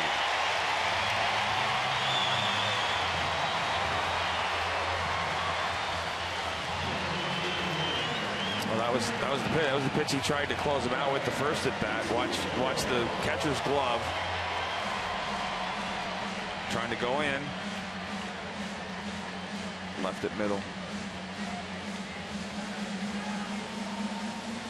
That is just a powerful human being. You're so short and quick to the ball, and that ball had top spin on it. You saw it when it left the bat from the center field camera. You could see the ball with top spin. That's how come it got so quickly. The assessment is Lots of fans out in the Trout farm down the left field line. He didn't find the seats, but he found some green for a base hit, and the Angels looking to sweep a 4-game series. Have scored twice to take the lead this inning. 4 of the 5 batters who have faced David Price this inning have come up with a hit, and 6 of the last 8 hitters have a hit off him. How important is it right now for him to keep it 2 to 1 score? Well, this is where everything, to me, against guys like this, first pitch. The first pitch is so crucial in at bats like this. You go off speed? I go fastball down and away first pitch. Off speed and in there for a strike. Pujols thought it was high. Well, you mentioned it looked like the second time through the order the Angels were getting better at bats. They didn't get a hit until there were 2 outs in the 4th, and since then they're 6 for 8.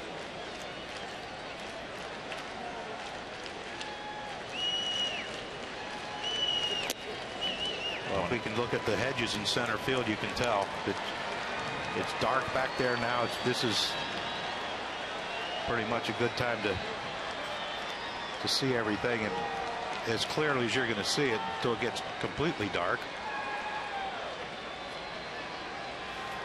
If you're going to sneak one, I think he sneaks one in here if he's going to do it. He won't go breaking ball. Popped him up. Shallow right center. 2 down.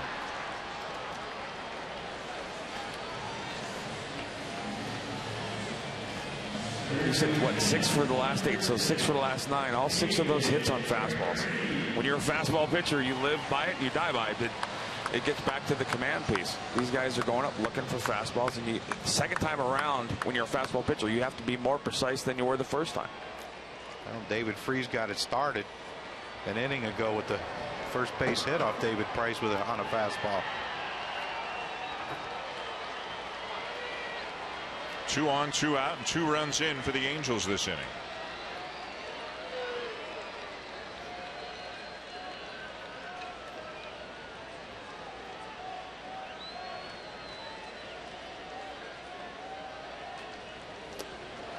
Off speed again. Starts him with a breaking ball, same as he did Pujols.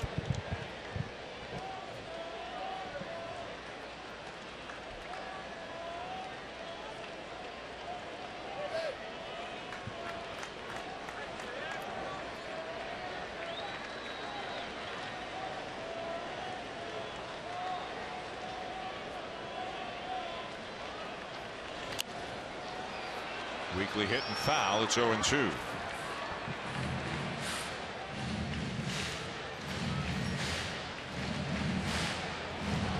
Ibar back to second. Trout back to first.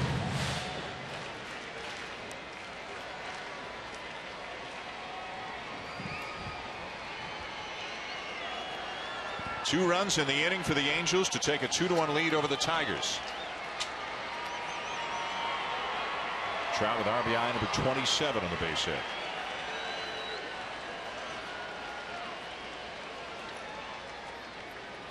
Oh, 0-2 protect mode for David Freese. Trying to put a ball in play and hope it finds some grass somewhere.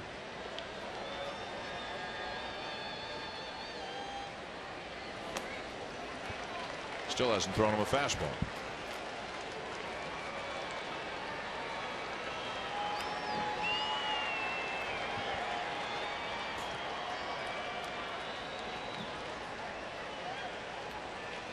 And with runners on, we talked about his pace. It has really slowed down the last couple of innings when he's gotten in some trouble.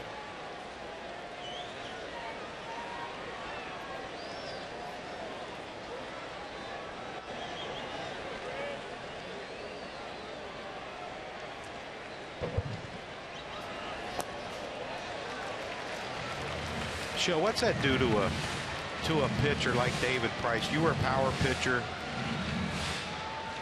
That you know that they want him to throw more curveballs, and even Brad Osmus said it. He's throwing more curveballs today. He's throwing a ton tonight. Well, more for a guy like him is like going from 3 to 10, not going from 8 to 40. And I think sometimes the guys get carried away. If he does that, you end up kind of jeopardizing and losing a little fastball command because you don't stay sharp with it. I don't think it's a show me pitch for him. To me, it's that first pitch breaking ball. You get a guy to roll over. You get a guy to roll over and ground out. That's what it's there for. It doesn't need to be nasty Clayton Kershaw, because you have such good command of your fastball and you have a good changeup. Yeah, we're talking like he's given up 8 runs this inning. It's only then that's the thing. He's this good that when this is kind of they're rallying against him.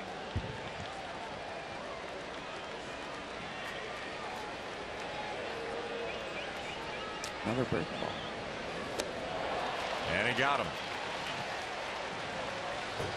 But Mike Trout's RBI single has given the Angels a 2-1 lead. Miguel Cabrera is going to lead it off and try to get it back for the Tigers.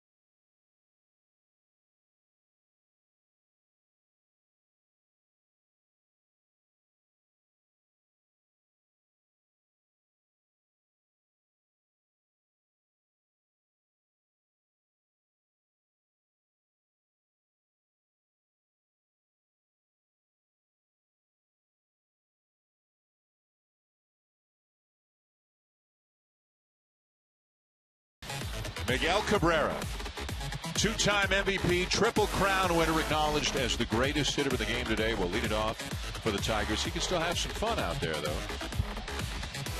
But when it's time to get serious, he can get serious with the best of them. Miguel Cabrera is 32 years of age. Compare his numbers to today to Albert Pujols' numbers through the same number of games. 1,869 games, similar in batting average. really similar in a lot of numbers. Some advantages, especially in the home run department, for Albert Pujols. That's about 3 years ago for Pujols. Pujols is now over 500. He's had some injuries, hasn't kept going at quite the same pace the last couple of years. What does the future hold? What do the next 3, 5, 7 years hold for Miguel Cabrera? Is his ceiling in the 500s? Is it in the 600s? Is it maybe even 700?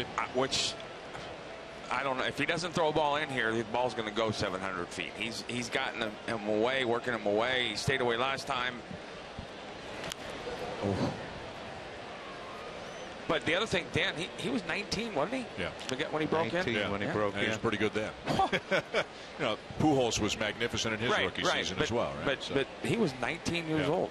I mean, he's got a legitimate chance, leaving home runs to the side for a second, talking about RBIs. He's over 1,400. He's 32.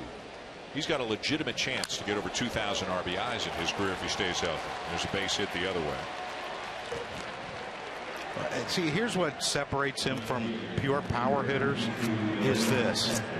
Yeah, he missed the pitch his first at bat. He missed the pitch his second at bat. But, you know, look at where Ianetta's setting the ball up in the strike zone. Shoemaker got it up in the strike zone. Okay, I'm going to take what he gives me. I'm going to hit this line drive to right field. That's what separates him as far as, you know, we have a lot of power guys in the game that hit 260, 270. He's a power guy that hits 330, 340. He just, as a pitcher, you're lucky he didn't get that ball up in the air right there because he drives that ball. Here's Cespedes. Cespedes, a couple of strikeouts tonight.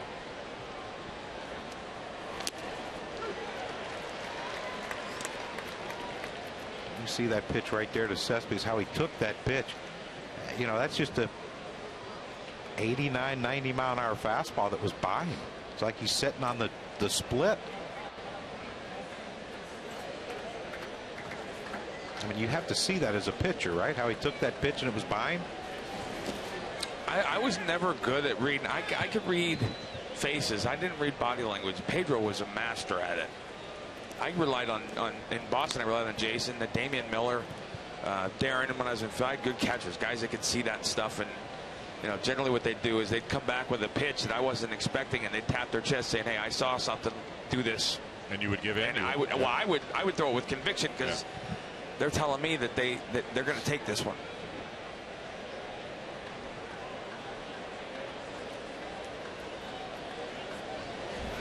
But I would imagine as that ball gets away, Iannetta couldn't find it, and up to second on the play goes Cabrera.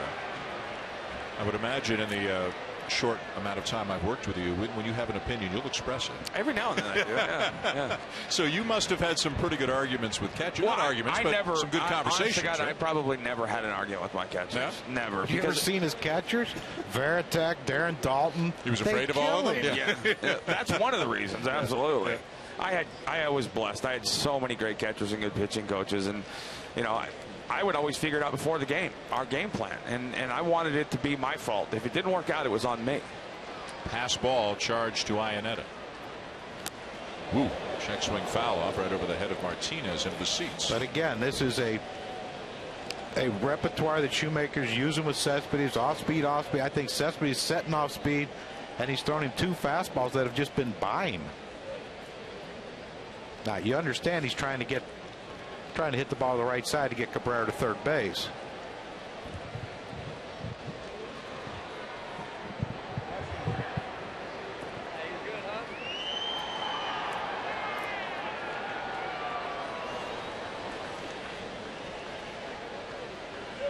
The 2-2. Now back just below us.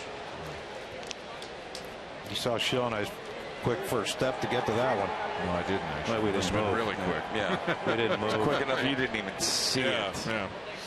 Thanks, though. Lightning. Where are we at? Where are we? I don't know. There we are.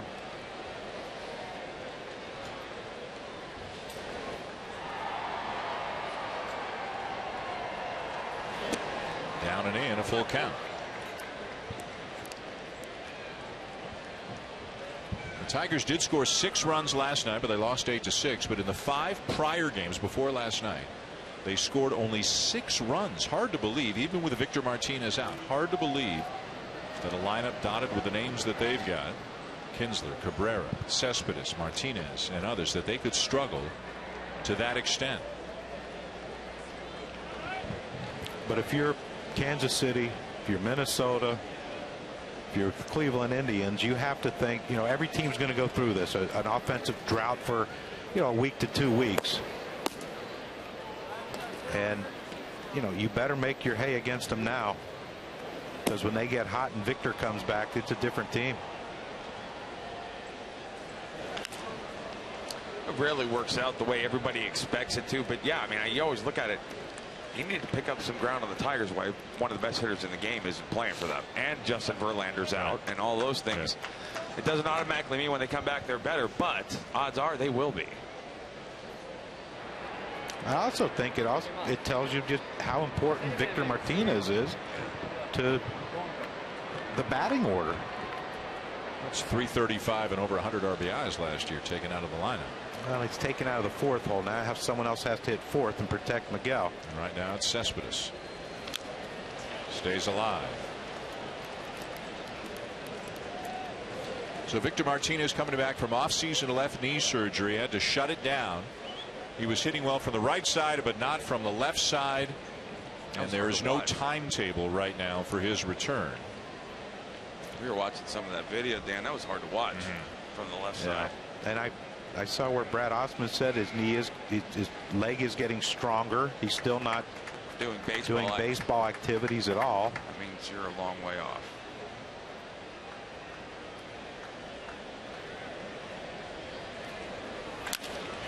Right back up the middle, met behind the bag by Giavotella, and a wide throw gets by Green. Cabrera in to score.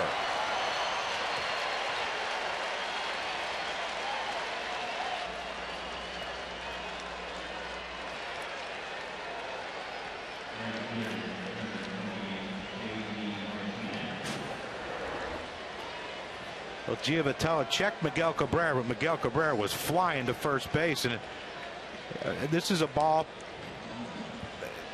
You know, if you're Green at first base, you have to come off the base and get this ball and keep Miguel Cabrera from scoring. He thought he could catch it, but once he realized, you know what, this is a little farther out than I think, you know, he has to catch that ball, come off the base and catch it, and keep Cabrera from scoring, keep a double play in order.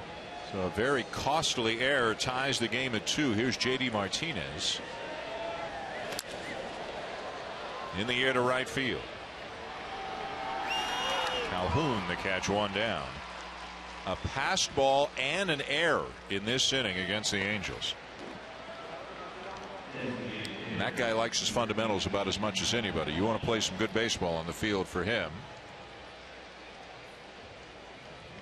I always, as a pitcher right here, this was one of the few times in the game when I could do something for my defensive players.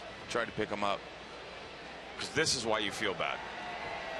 And Mike Scioscia wants the lefty. It'll be Ramos coming in. The Angels have gift wrapped a run here this inning for the Tigers, and we're all tied up at 2 now here in the top of the 6th.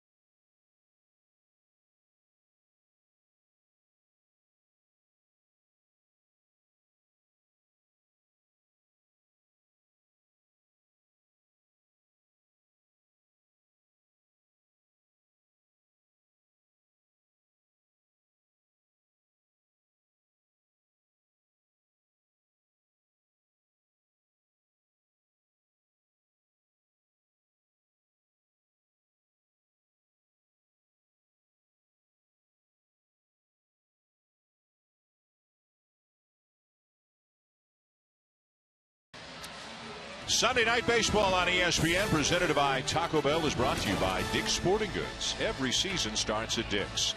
And Voya Financial, changing the way you think of retirement. You could retire near Laguna Beach, and you could do worse than that, huh? Wow. Back here in Anaheim, Sunday Night Baseball on ESPN. The Tigers and Angels are tied at 2. If I was making what you were making, I'd move there. But here's where Miguel Cabrera doesn't take anything for granted. That ball by Cespedes was a hard hit ball, and if you saw Miguel Cabrera running from second to third, he was running. Watch how hard Miguel Cabrera is running, knowing that Giovitello might have a chance of throwing. He didn't take it for granted, and with that, getting to third base quickly, he's able to score easily on the ball after it gets past Green. In for the Angels bullpen is left-hander Cesar Ramos, 30-year-old former Tampa Bay Ray, picked up in an off-season deal, and he has pitched well out of the Angels bullpen. Ramos 2-0 with an ERA of 2.13 in 20 appearances, covering just 12 2/3. Brought in to face the left-hand hitting Tyler Collins.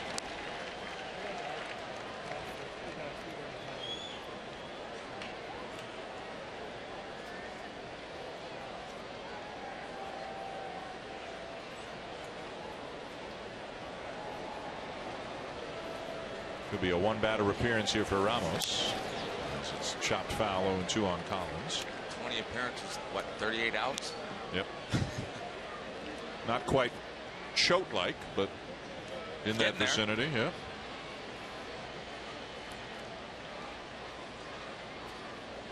Right-hander Bedrosian still up. Funny thing is, he'll be icing next to Shoemaker in the training room after he comes out.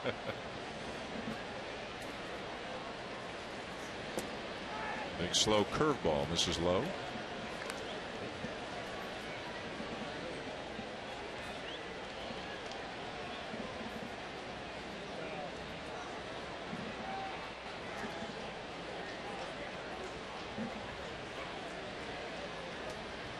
Cespedes the runner at first. The Tigers have tied it here in the top of the 6th inning. It's a 2-2 game. Checks the swing and another curveball. 2-2.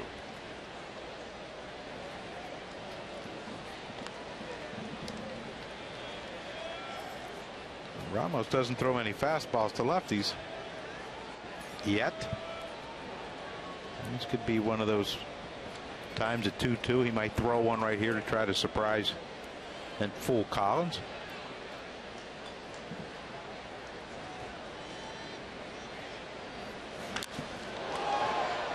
Big swing and a high fly ball deep center. Looks to be playable, and it is for Trout on the edge of the track, tagging Cespedes, and he will slide into second.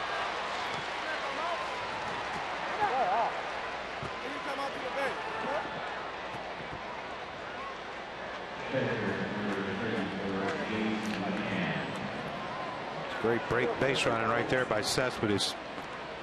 As soon as that ball went up and he realized it wasn't leaving the ballpark, but it was deep, there he went.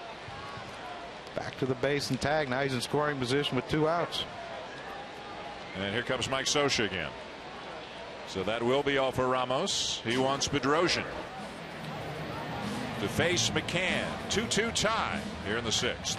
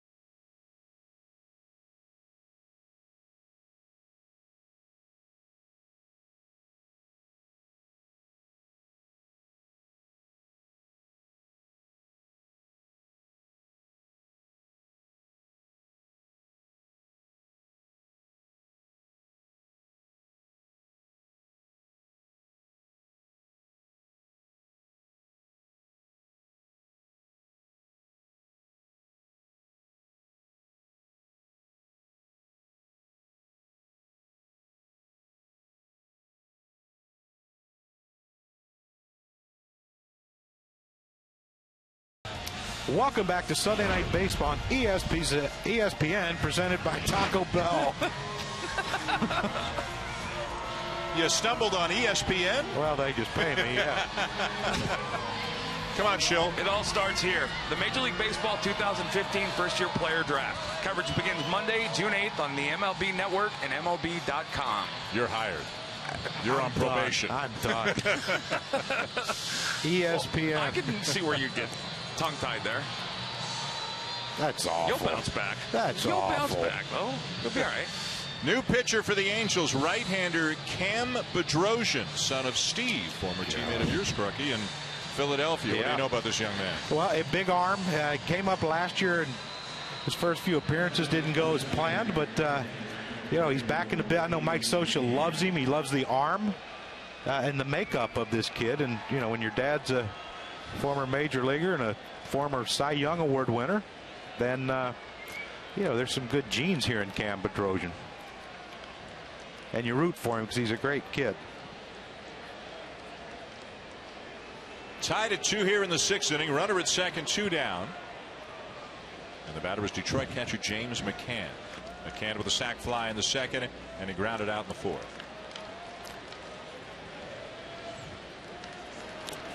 First pitch curveball, swing and a miss, 0-1. ESPN. There you go. Yeah. You will get another chance later tonight. We will give you No, another I'm opportunity. done. Wow, that was awful. Dust off. Come on. Wow. It's complicated.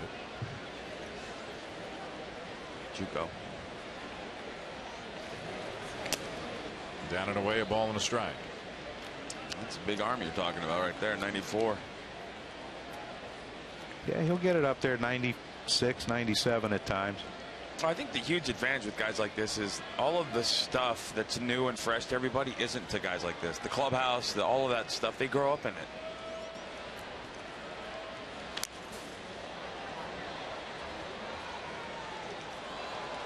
And I think just watching Cam pitch last year when he first got called up, of course, I think his first appearance was in Atlanta where, he grew up. His dad was a great pitcher for the Braves, and it looked like he was trying to throw it through the building and straight. And, you see right now he's thrown 3 pitches and 2 of them have been the breaking ball. That's a good one, too. Mm-hmm.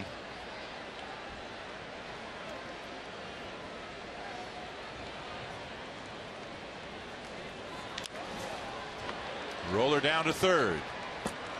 Inning over. Tied at 2. Going to the bottom of the 6th.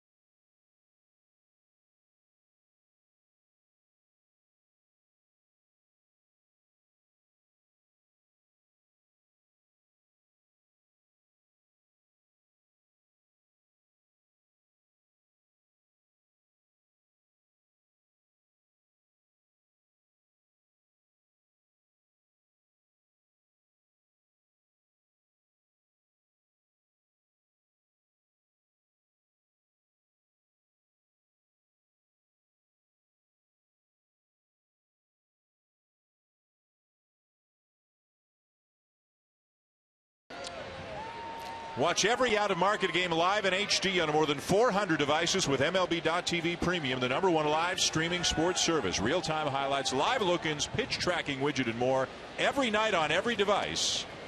Visit MLB.TV for details. He's really good at that. That's how you read a promo. That would have widgets. Pitch tracking widget. Well, that's a widget. That's trouble. Not as difficult as ESPN to say, but. Tell you what, it's a tongue twister. There's Chris Iannetta leading off the bottom of the 6th in a 2-2 tie. It's only my 12th year at ESPN. E-S. It's tough 4 letters for me. Or as Ron Burgundy says, Espen. I'd have been better off doing that.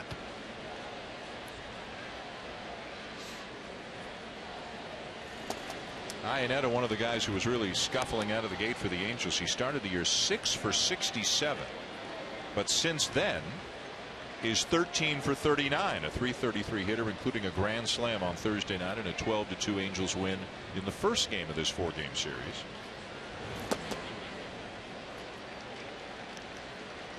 Well, right now you got David Price in what I call recoil mode. He's kind of just gearing back and trying to throw the ball really hard, and you're seeing misses. Kind of bad misses around the strike zone right now.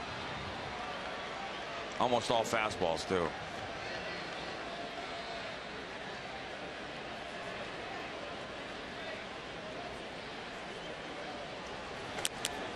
And there's ball 4. Time now for our expert analysis, brought to you by Benjamin Moore. Well, when you watch a fastball pitcher, watch the misses here. This is early in the game, and he's missing in this direction.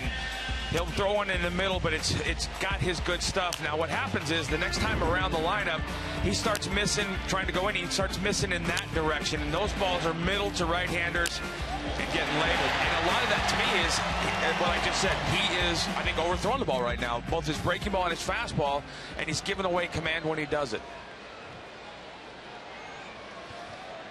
Cole Calhoun, the batter, the go-ahead run at first. Nobody out on the bottom of the 6th. Any chance of a bunt here? No. Fly ball to left. Will there be a play? Yes. Cespedes reaches into the seats and makes the catch.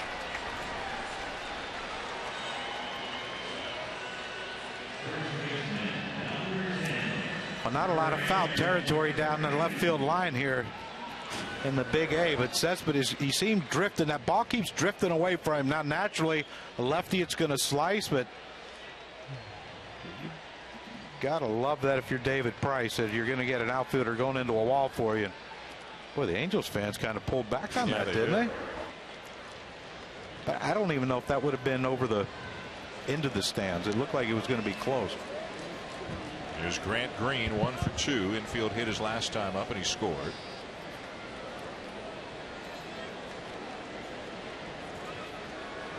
Price was cruising through 3 2/3, and he's been battling ever since.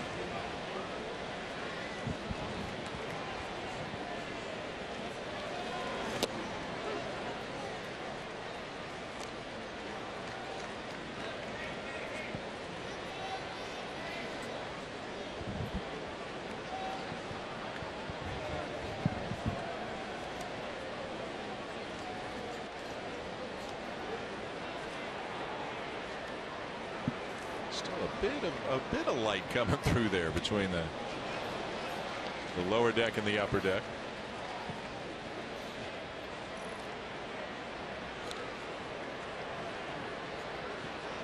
See the shadow of Price as he walks back and forth, and people up on the concourse. Those are their shadows.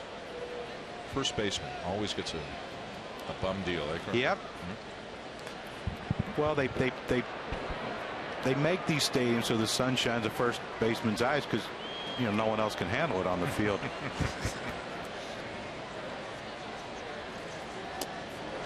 And a swing and a miss to get Green.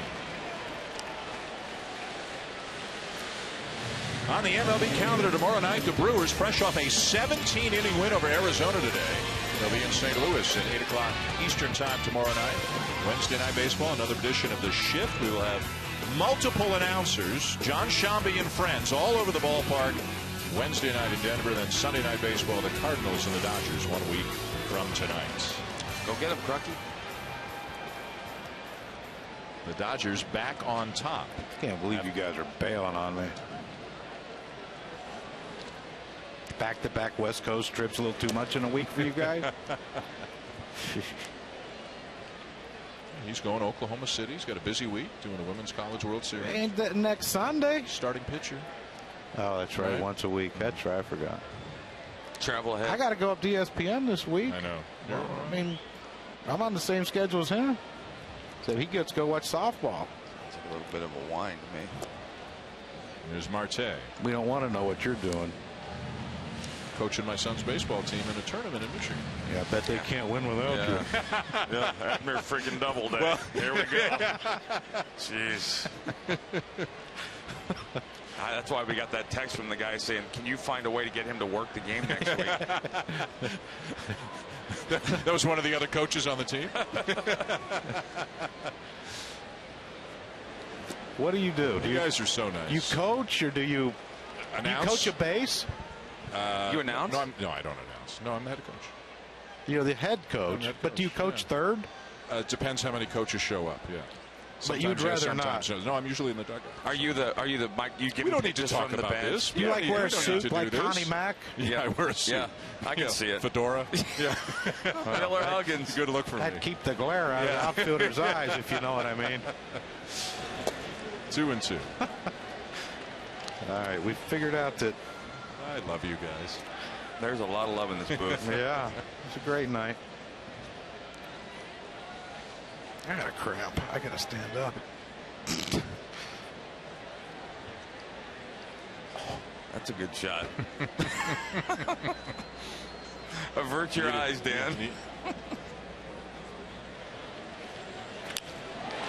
Base hit into left field for Marte. Up to second goes Iannetta.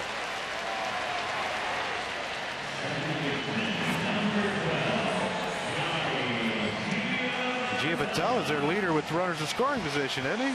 Or clutch situations. Is that what I read today? He is. 500, I think. See, I read the notes. You do read the notes.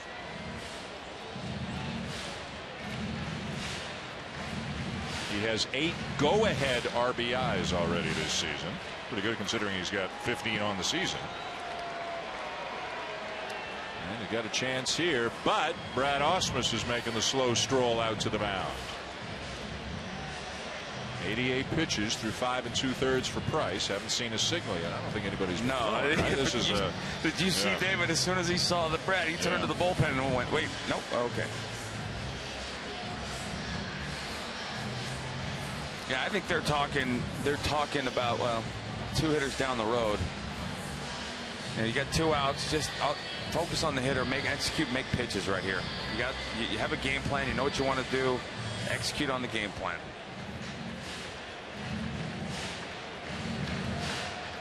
Trout hoping for a chance this inning. Couple of hitters away still.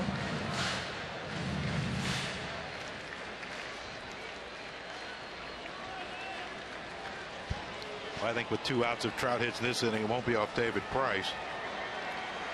I think the Angels got a couple runs on the board. Iannetta at second. Marte at first. 2 down in a 2-2 tie.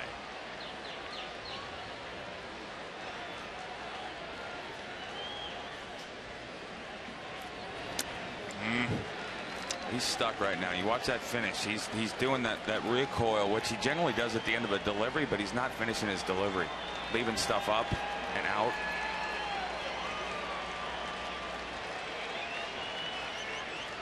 He's having some talks with himself between pitches too, Shu. Yeah, well, that's what you do. Giovatelli struck out in the 3rd, doubled and scored last inning.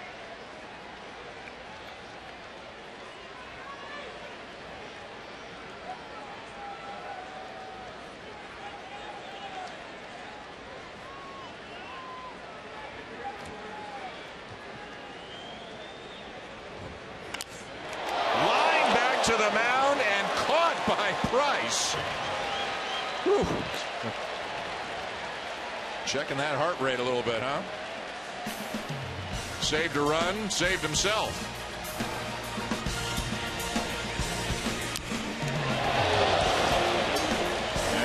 is over.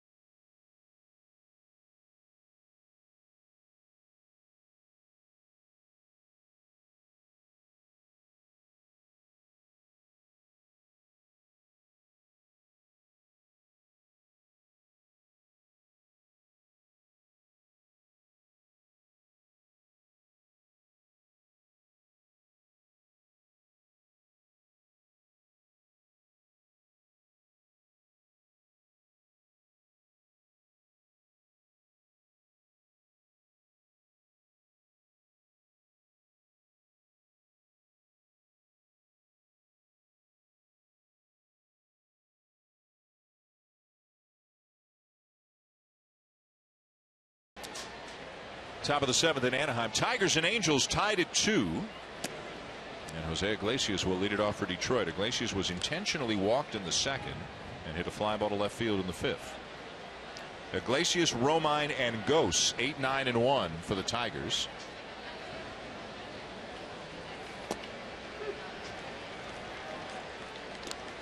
And Bedrosian got the last out of the 6th inning, back out there for the 7th. Angels going with just an 11-man pitching staff right now, one below what most teams are going with. Part of that is Albert Pujols and the groin injury. They want a little extra, another position player, somebody who could play first, so they made a couple of changes. So they're going with 6 relievers right now, hoping to get through a couple of days before they can get back up to 7. Some teams are actually carrying 8 relievers, 13 pitchers. There's a soft liner into right, a base hit for Iglesias. Well, some Tiger news for you. Justin Verlander made a rehab start for AAA Toledo today against Indianapolis. 2 2/3, 79 pitches, 50 of them for strikes. Struck out 3, walked 2, gave up 6 hits, gave up 3 runs. Apparently there was a dropped pop-up that extended an inning and really got the pitch count up there. So the issue still is, was that enough in his first rehab start coming back from a triceps injury to have his next start be for the Tigers? I don't know if that was enough. Two things, the only 2 things I care about if I'm Brad Ausmus are velocity, which seemed to be pretty good, number 1, and how he feels tomorrow. Right. If both of those things check. Romine gets the bunt down, and the sacrifice will advance Iglesias to 2nd. Well, I read quotes from Verlander after his outing, and he said he felt great, pain-free. Again, that's not tomorrow morning when he wakes up, but you know, all signs say that he came out of it healthy, and I think, isn't that the biggest thing as a pitcher? Like, absolutely. Okay, what? My arm's not going to fall off. I think I'm good now. It depends on the guy too. Like, you go down to rehab, you either are kind of like, oh gosh, got to get this out of the way, or I was always scared to death I was going to get my tail kicked by a bunch of kids who were excited to be seeing you. Back to the top of the order for Gose, 0 for 2 with a walk.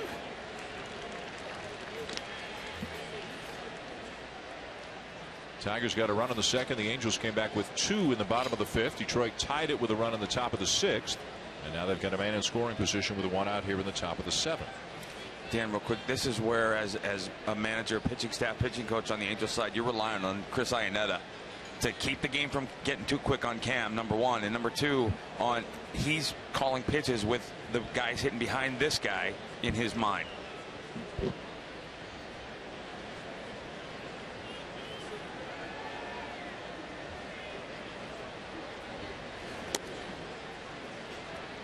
Well, I know Iglesias has had some leg issues but if Cam Bedrosian just keeps giving him one look and then going home, Iglesias timed him there that last pitch. But again, I don't know how well he's running to try to steal third base right here, especially with the left-handed hitter up.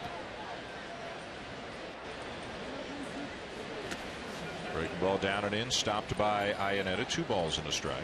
Yeah, you can. I think they're trying to shorten up that latest second.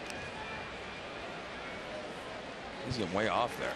Yeah, it's just, I mean, you watch Cam Bedrosian, it's one look, and as soon as he turns his head, he's going home. Well, if he does it again, he may go, depending on how he feels, he goes, because I don't think you have a chance to throw him out if he doesn't look back.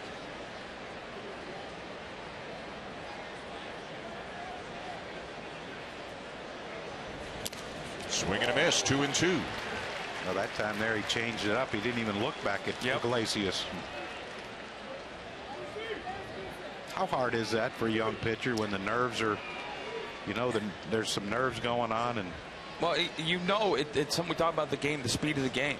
Some guys, they think everything's happening at one time instead of being able to break down and assess. And that's where the catcher's job is to kind of, hey, take a breath, step back. Ground ball to third. Freeze will look the runner back and make the play. 2 down. Because ultimately that's the goal. Make the pitch. It's time to vote for your All-Stars with the 2015 Esurance MLB All-Star Game ballot for the 2015 All-Star Game. Vote at MLB.com/vote. Catch all of the excitement of the 86th MLB All-Star Game July 14th.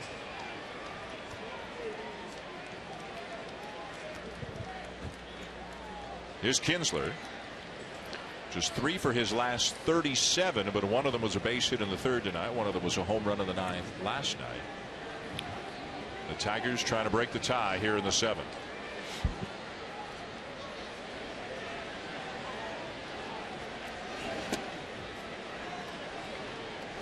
And Miguel Cabrera's on deck should the inning continue. And I think where this manifests itself, Crucky, is as Ian Kinsler, if you get into a fastball count, 2 ball, you're going to see a fastball.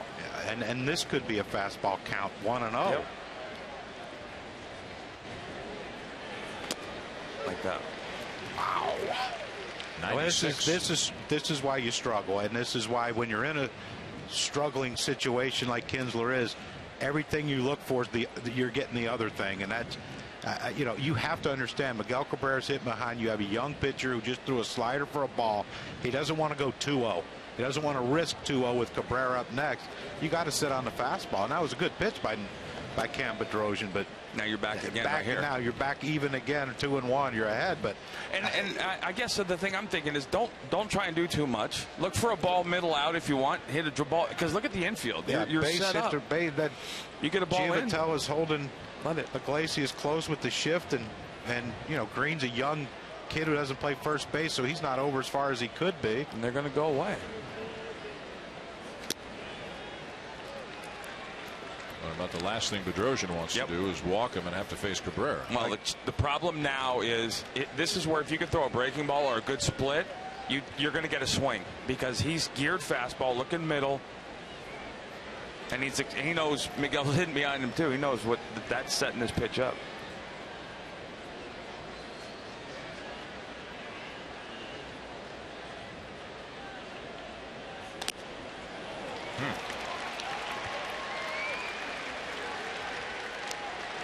From the frying pan into the fire here as Cabrera comes to the plate. This could be where Mike Butcher comes out and tells him, look, you still have a base open. It just so happens to be third. Yeah,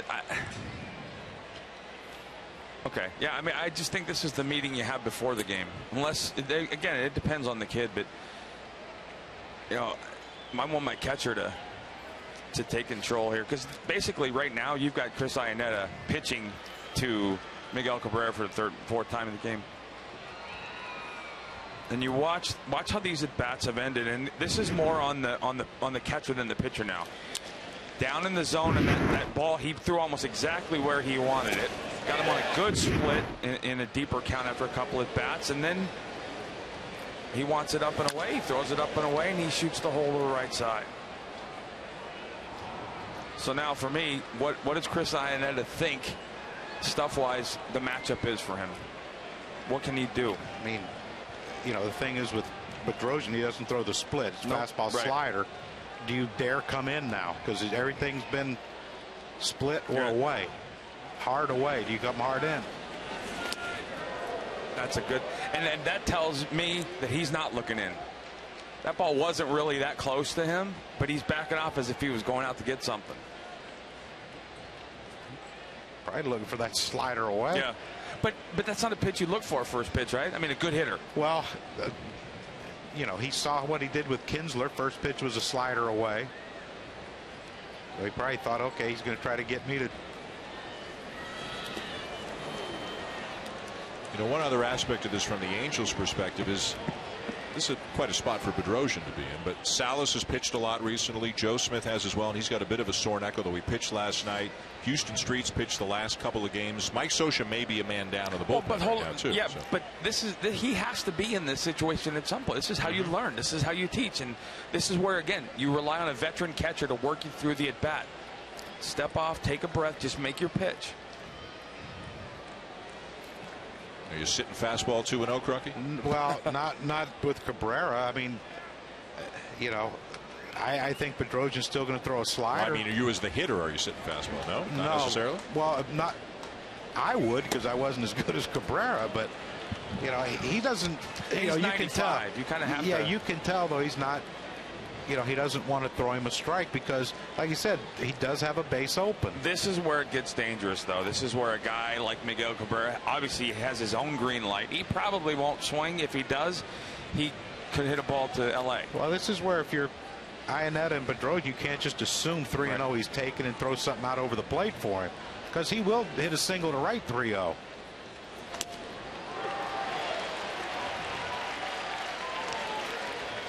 He's got such a good eye, too.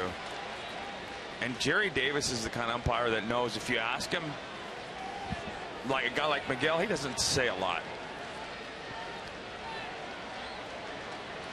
I think he might have been better off throwing a ball there. Huge pitch coming here. Got to go slider. Fastball is high. Cabrera frustrated. He didn't get a chance to swing the bat, and the bases are loaded for Cespedes.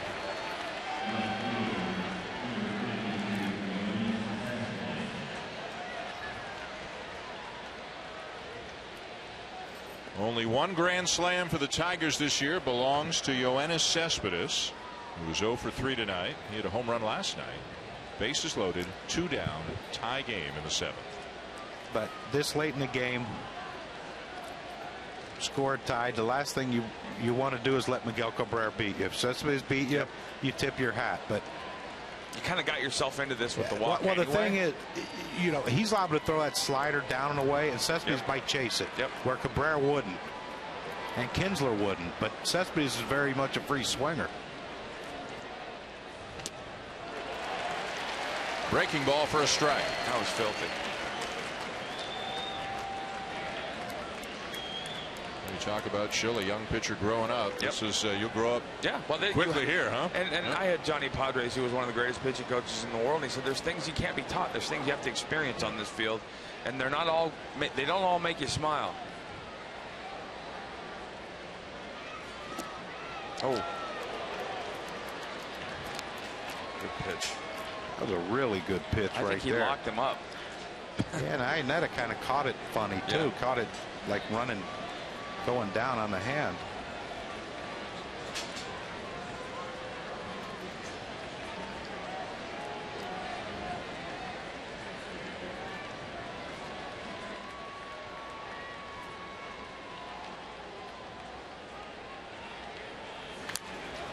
Fastball fouled back, 1-2. So they're using sign after 2 here. But you look at the 3 pitches that Bedrosian has thrown to Cespedes. Really good first pitch. Second pitch could have been a strike. Third pitch, another great pitch off the plate. She'll sign after 2, meaning the third sign is the one. The sign after he gives it is the first 2. Yeah. Whatever follows the 2 is the pitch. Right. Yeah, because Bedrosian's fastball slider, he's given 5s. Right, and right. If you're at second base, you're okay. 5's nothing. Slider.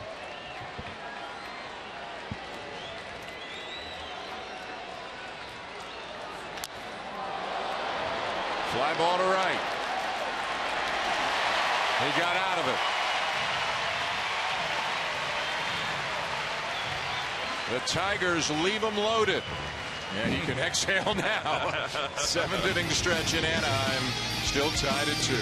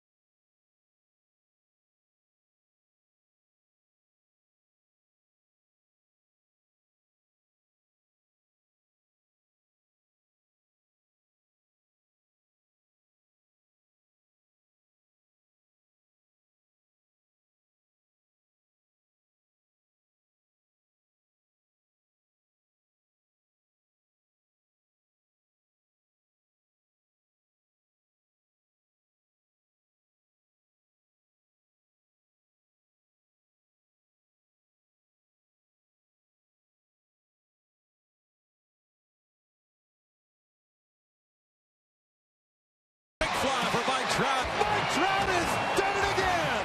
At the wall, leaps up, and he got it. Gone. And I mean gone. That's Bo Jackson territory. Great play by Trout. Back out it is Trout. Back it goes. It is caught. Oh, what a catch by Mike Trout. Hey, thanks to all who sent in their tweets tonight by using hashtag #KnowYourTrout. Every Sunday, be sure to send in a picture, and your tweet could wind up on the telecast.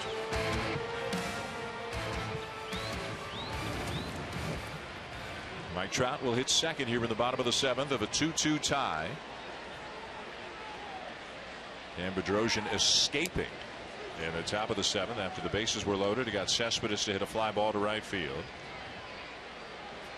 And now David Price facing Ibar, Trout, and Pujols. What a big inning this is. He's got 91 pitches under his belt right now. Ibar 1 for 3, had an RBI single his last time up. Lifts one in the air to right center. One down. Time now to take a look at our value player, brought to you by True Value. As Mike Trout comes to the plate, an RBI single his last time up. Since the beginning of the 2012 season, some of the best numbers in all of baseball, including a commanding lead in most runs scored. He has led the American League in runs scored each of the last 3 years. He entered play today tied for second in the AL in runs scored, behind only Josh Donaldson of the Blue Jays. Second in OPS and up there in just about every category. That doesn't even begin to talk about his speed or his defense. Well, he is aging. I mean, he's 23 now, right? Yeah, he should start declining. Yeah, but I mean, technically, what did they say? 28, 29 is when you reach your that's peak your in peak. baseball. It's your peak years. The beginning of your peak years. Oh my goodness.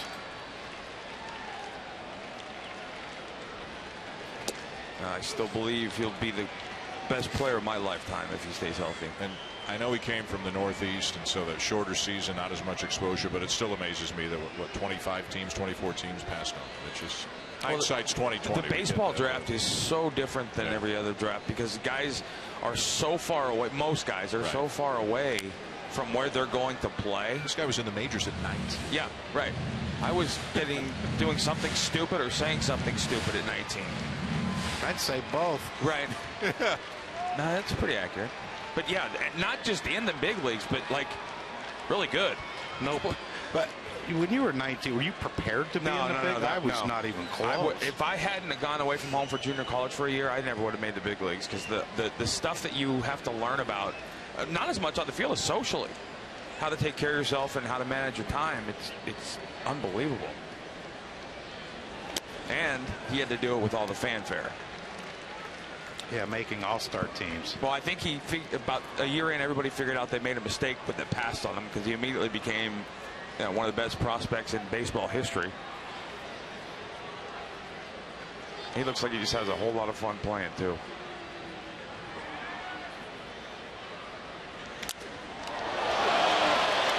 Second time tonight, David Price has done that.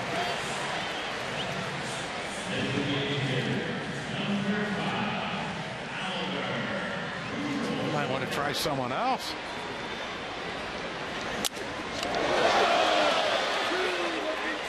And they're laughing at each other because that's a matchup that's probably going to happen quite a bit over the next 5-10 years.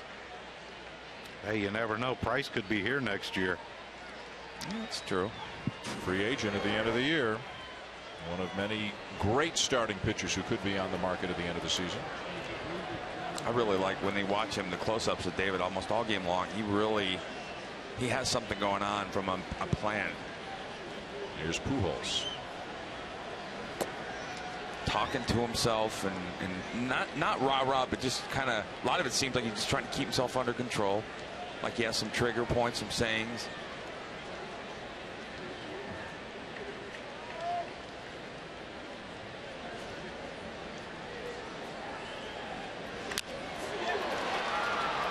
And with the shift on, as Kinsler making the play to get Pujols, as Price gets the top third of the Angel lineup in a hurry here in the bottom of the seventh.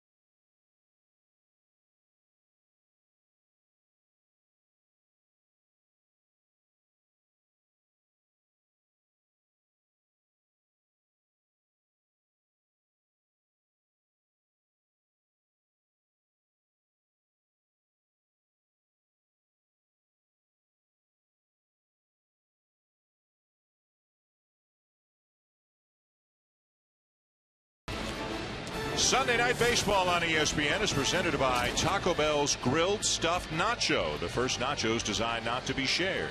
Live Mas. And in part by Goodyear, chosen by experts for superior performance. Goodyear, more driven. And by Viagra. Welcome back to Angels Stadium. We go to the top of the 8th inning. A 2-2 tie between the Tigers and the Angels. J.D. Martinez will lead it off for Detroit, and Joe Smith is in to make his 24th appearance of the season. 1-2 with a 3.74 ERA. Got one out, a big out in the 8th inning of last night's game. As we mentioned, has been dealing with a bit of a sore neck, but is out there in a tie game here in the 8th inning tonight.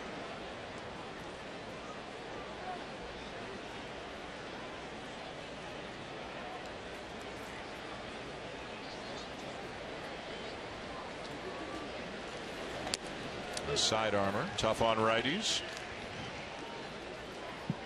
You were talking last thing about 8- and 9-man bullpens, and it got me thinking about, growing up 4-man rotations in the 70s and complete games. 1,089 complete games in 1974. How many? 1,089 and 118 last year. And you think about the size of the pitching staffs, right? You had a 4-man rotation. Everybody was completing a lot of games. So what do you have, an 8- 9-man staff? 9-man staff usually. So you had 16 position players. You had 7 bench players. Yeah, and now you're looking at 10, 11, 12, 13-man staffs with obviously a much smaller bench. Would you like to see the roster size expand because the game has changed? I think the game has changed. From an interleague perspective, they made interleague a part of the schedule, a legitimate everyday part of the schedule. I think you have to allow everybody to play with the team that they've drafted and put together, and I think a 26 player would do that.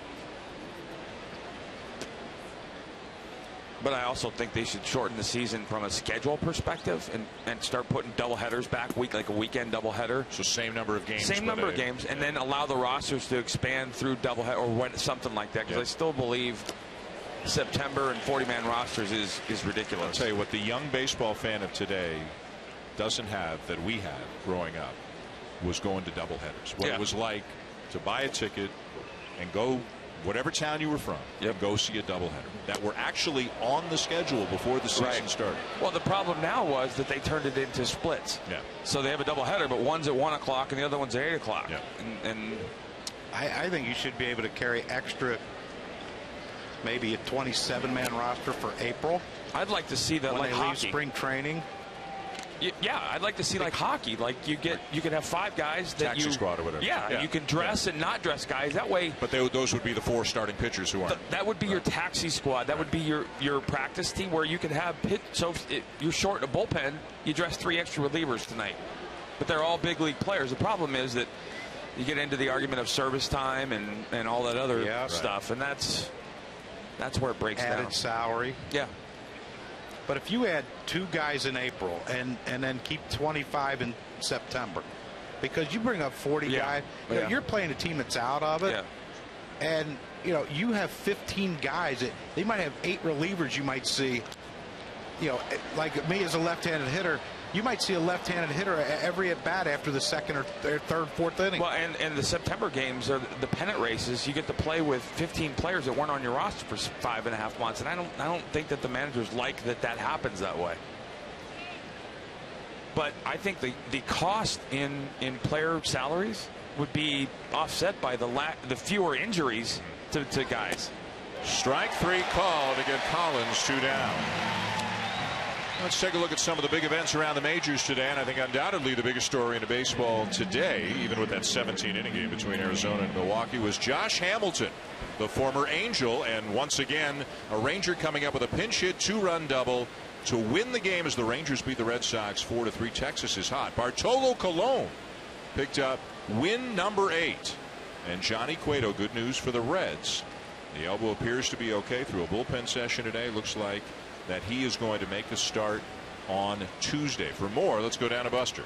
There was one more piece of news for the Texas Rangers. Third baseman Adrian Beltre jammed his thumb, and they're expecting him to be out at least 2 weeks. John Daniels, the general manager of the Rangers, told reporters They're going to meet tomorrow, the Rangers staff, to talk about what to do in Beltre's absence. They are hot. They are over 500. They are a half game back of the Angels right now, just 5 back of Houston for top spot in the American League West. That is a team that has, I don't know if overachieved is the right word, but they've done more than they have. Okay. They have absolutely they have, because they lost all their pitchers, pretty much their entire pitching staff. Yeah. But you know, here's where, if you're John Daniels, this is how tough this could be. All right, now we have to figure out if Beltre's out for an extended period. They have to go get someone if they think they can win this division. Yep. Yeah, they have to go out and get help. And you know, who thought they would only be 5 games out at this point in the year? You know, do they think they have enough with what's coming back, pitching wise, Holland and Harrison and all those guys? Smith will make the play himself. Good inning for him. We're going to the bottom of the 8th. David Price coming back out for more.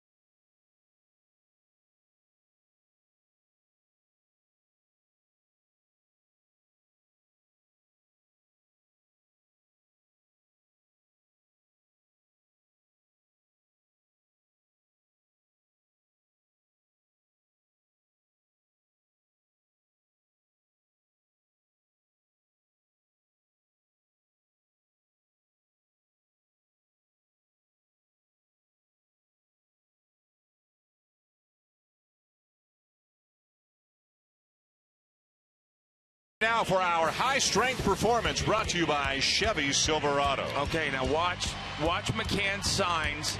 Change up, pop up. This is how David Price bought the 8th inning and got back out here. Another change up, down, gets it out on the end of the bat, and finally he goes change up again, and he's been overthrowing for the last 2.5 innings. Overthrows it, leaves it up, gets Albert out front, hits it exactly where they're set up. Now he's in the game in the 8th, and this is what your ace does. David Freese leading off the bottom of the 8th. Strike one.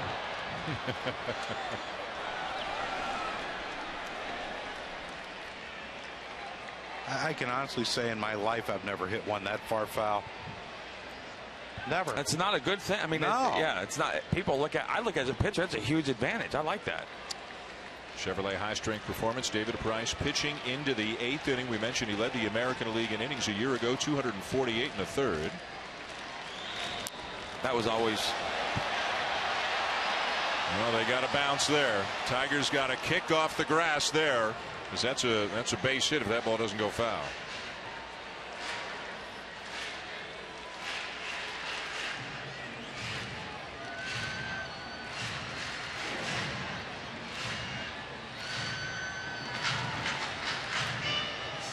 But I think we could agree he probably has been a lot sharper at other times this year.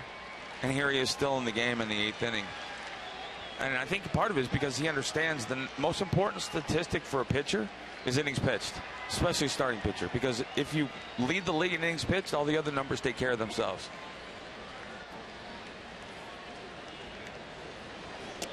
Outside, a ball and 2 strikes.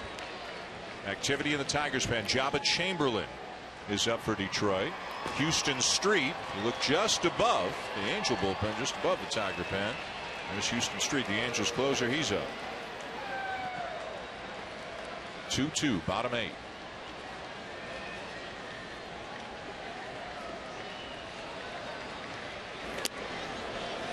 Wooden chase. Is that any area of concern for you, Shill, that McCann wanted that pitch up and in, and he threw it up over the center of the plate? Well, he's right now. The 3rd and 4th time around lineup, a fastball pitcher has to be precise, because now you're not fooling them. You need to make your pitches on the pitch, not in the area. He wants to go breaking ball down. Oh.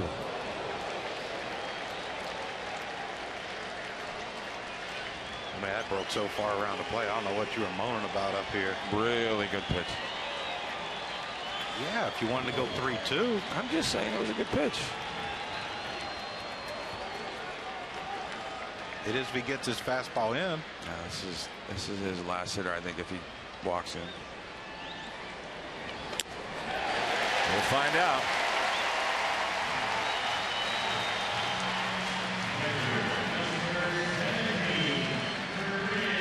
Or does he want to leave him for Iannetta just to get him through Calhoun?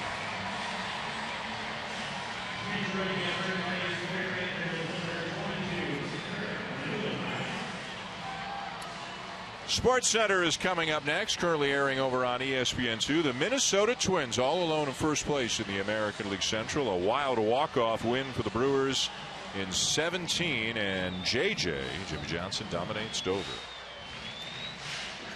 We have a pinch runner. Kirk Neuenhuis, former Met, recently acquired by the Angels, is on to run for Freese. You saw Brad Ausmus make the sign out to McCann and Price. Be wary of a bunt here.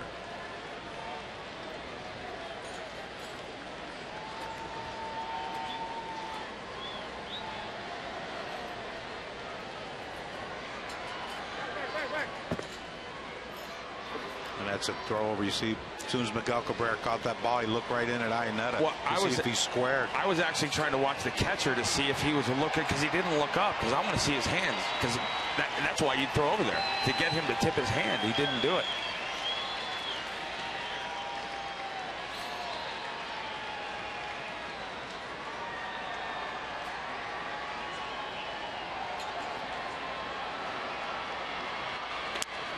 High ball 1. Now he probably isn't bunting, but as a pitcher right here, I'm telling myself before the pitch, I got to jump off the mound, because I got to force at second. I want that runner at second base. I want to get on the ball as fast as I can.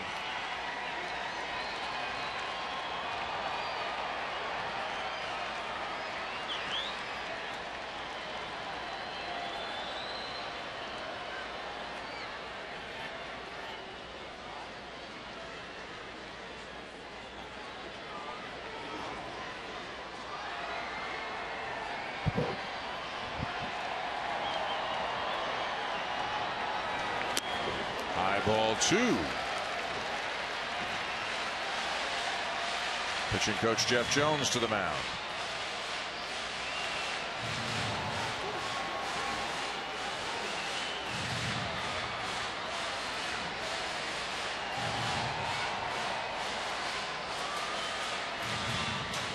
Well, this is all right, he's not bunting. And you know as well as anyone, the hardest pitch to bunt's a fastball up. Yeah. And Price tried to go up thinking he was going to bunt. And now he has to, now it's 2-0. He has to get a strike here. And I almost feel the same way as I would with a runner on third and less than 2 outs. I want him to be on, if I'm David Price, I need him to be on first base after this at bat.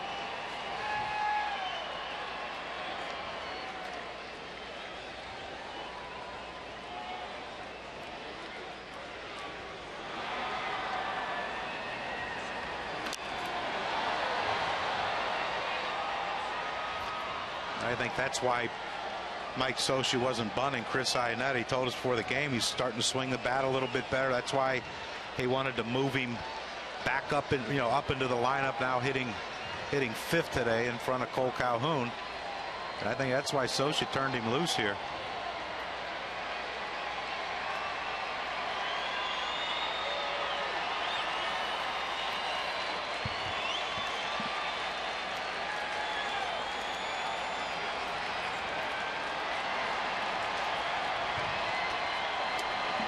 Inside, ball 3.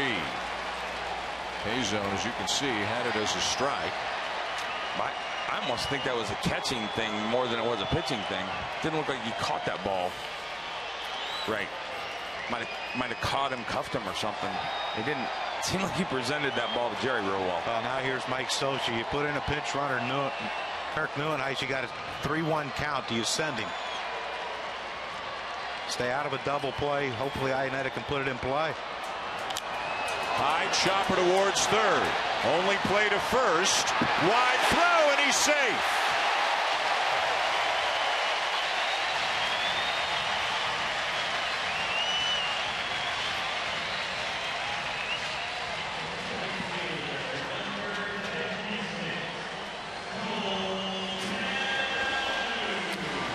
Well, you watch Romine go after this ball, this high hopper. Now here's where, as a guy who's played predominantly shortstop, you're not used to making this throw. Backing up, throwing sidearm 3/4, trying to get a ball over to first base. And that's why he kind of pulled it and pulled Miguel Cabrera off the base. Now, you see the difference he did with Green. Miguel Cabrera, a guy who plays first base a lot, goes off the base to protect keeping the runner at second base. And the problem right now is, for me, there's almost no upside for David Price right now. He's got to work his way out of this, and I'm not sure he's going to have enough pitches to do that. This is probably last batter. Probably his last batter, and it's going to be very hard for a guy like him to feel good about himself coming out of this game in this situation right here. They give Iannetta a base hit on that play. So it's first and second, nobody out. Gary DeSarcina is calling down Cole Calhoun just to reinforce the fact that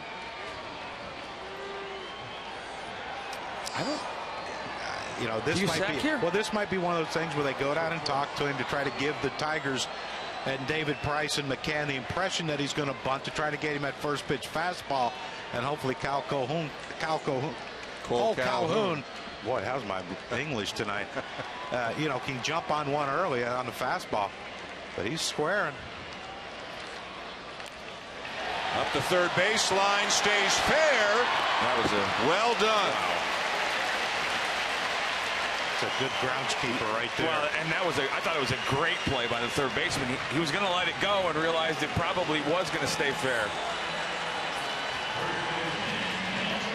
You couldn't ask for a better bunt than what Cole Calhoun just laid down right there.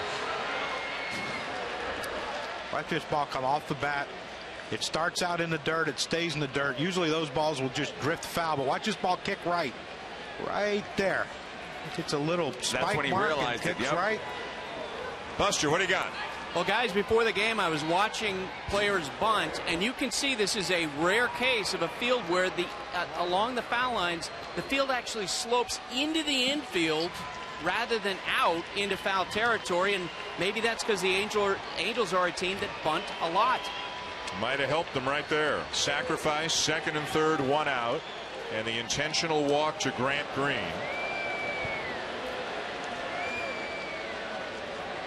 With Alfredo Marte in the on-deck circle. I always tried to work with grounds crew guys to set up the baselines based on who we were and who we played.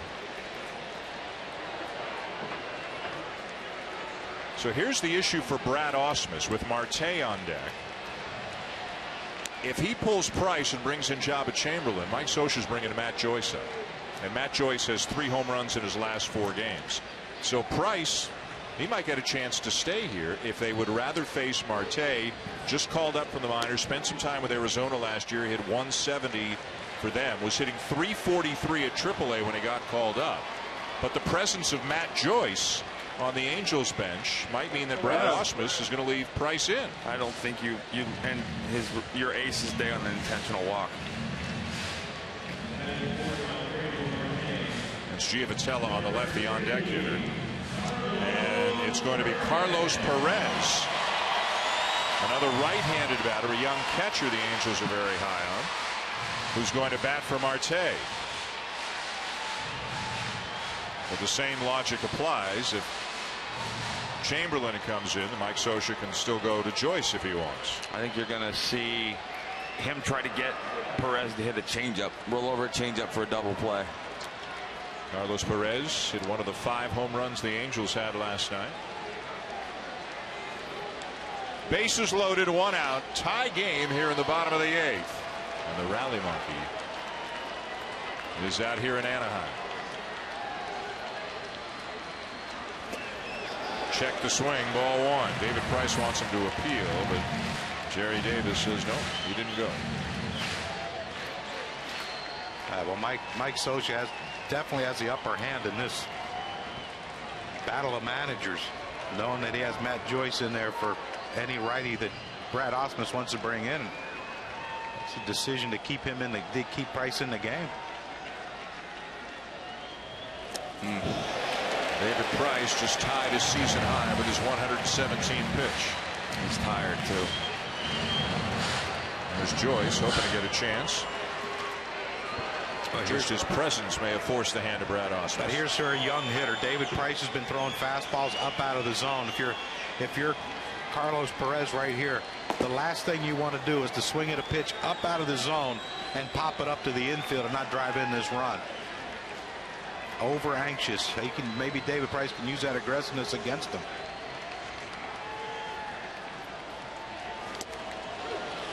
Gets a call on the inside corner, 2-1.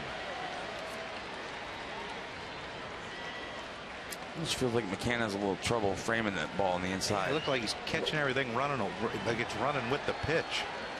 Like a pitch is running in on Perez and he's running with it. McCann is.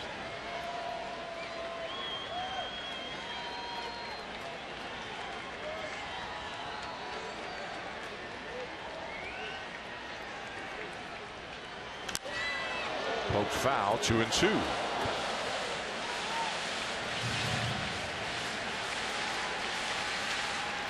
Saw left-hander Blaine Hardy is up at the Tigers pen along with Jabba Chamberlain. Looks like Price and McCann are going second sign too. Not sign after 2, but second sign.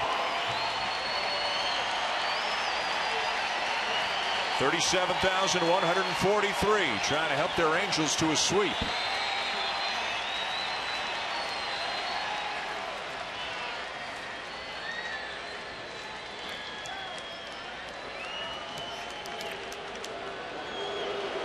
So right now, David Price has a pitch in his mind he wants to execute, and it was not even in McCann's book.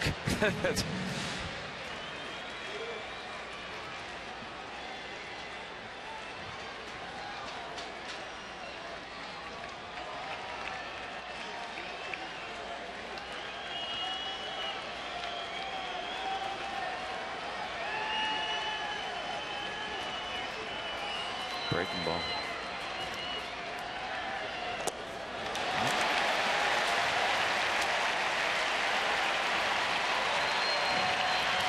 Bases loaded, 1 out, tie game, and a full count on the batter Perez. Well, here's where Perez has to still make sure he gets a strike. You hear these fans tell me, when you're up there hitting as a young player, you hear all of this. And you're like, man, I could be the hero against David Price. And this is where you have to take advantage of that as a veteran pitcher.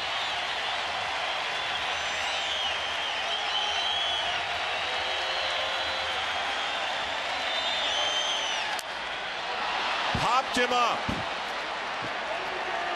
Infield fly rule in effect. 2 down. That's it. And here comes Brad Ausmus. He is not going to be happy. He doesn't see it yet. Nope. Yeah, he does. Yeah, he just looked away and said something kind. 7 2/3 for David Price. And he leaves in a tie game with the bases loaded.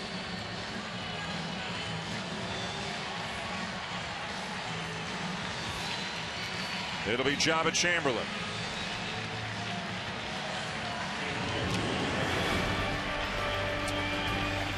He got a critical out. As the bases remain loaded, can Chamberlain finish off the job?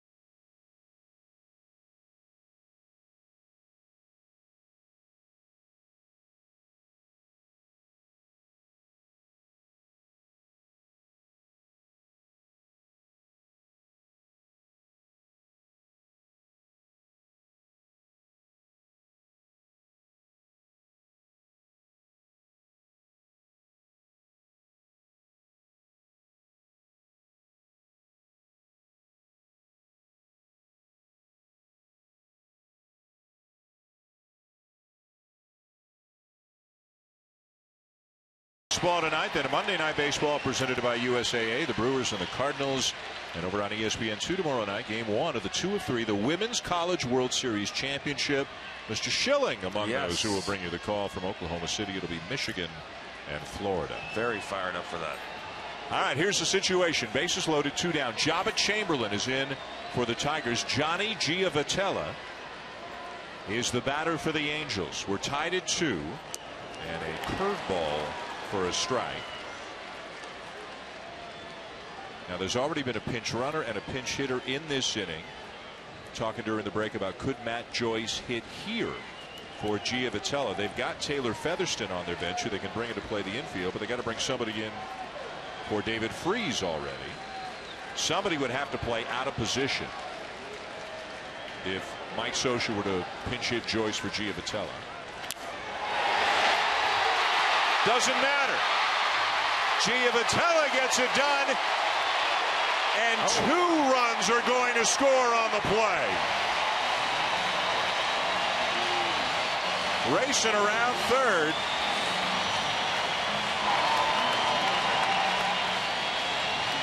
And it's 4-2 Angels.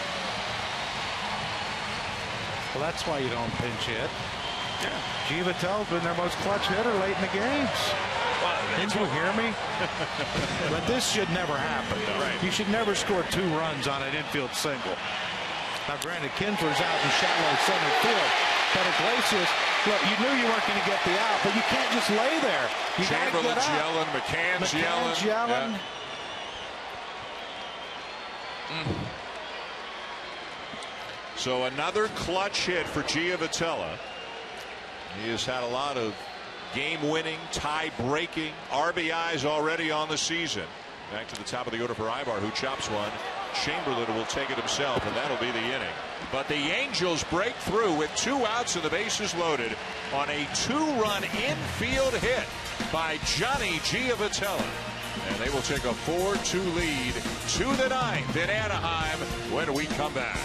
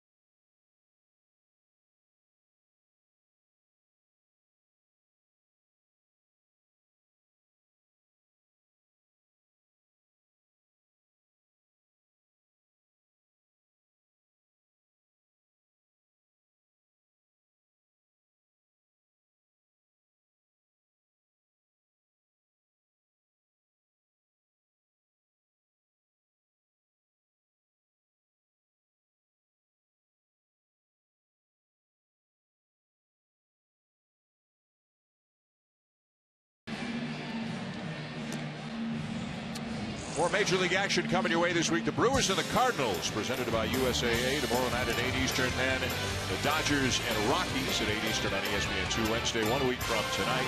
The Cardinals in LA to take on the Dodgers. Changes. We got some changes for the Angels after all that went on the bottom of the 8th. Kirk Neuenhuis will stay in the game in left field.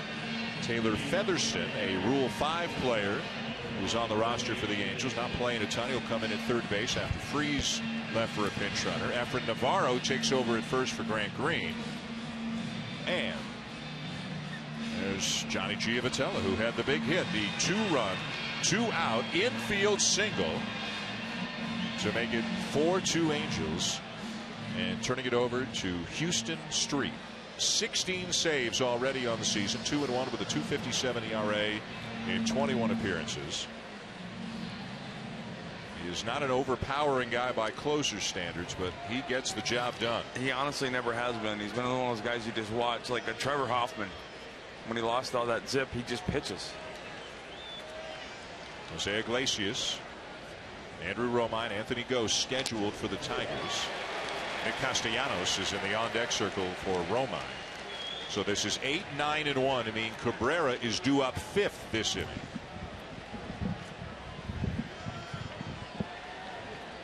Jabba Chamberlain got the ground ball, but it went up the middle. Behind second base, no play for Kinsler to get it out, and it wound up scoring 2. I gotta believe there's absolutely no chance that Miguel Cabrera would swing the bat this inning. No. None. Meaning even if it's 2-on-2 out first and second. I think maybe bases loaded, he may not swing the bat. He might Buck Showalter him.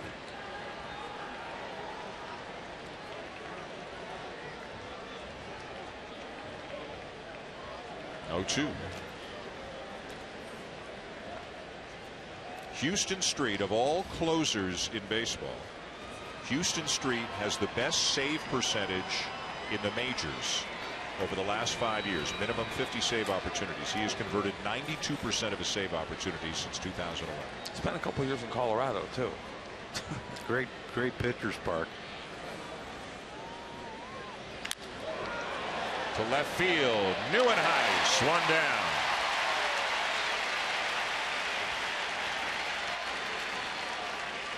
Well, this has the makings of a long flight home for Detroit.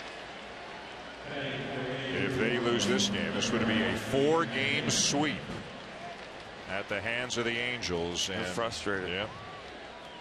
They've got an off day tomorrow. They're home to Oakland for 3 beginning Tuesday. They don't have any luck here. They've lost 12 of their last 13 in this ballpark.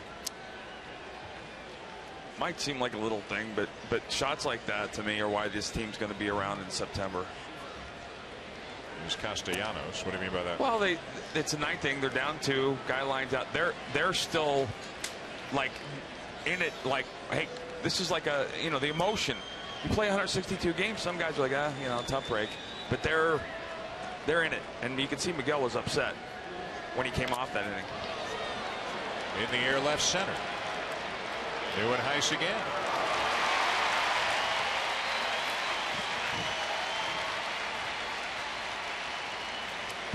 And the Angels an out away from a 4-game sweep. You got to love that as a defensive player when your closer's coming in, throwing strikes, getting early in the at-bat outs like that one. A win for the Angels would bring them within 4 games of the division-leading Houston Astros. Astros lost today to the White Sox. Anthony Ghost takes a strike.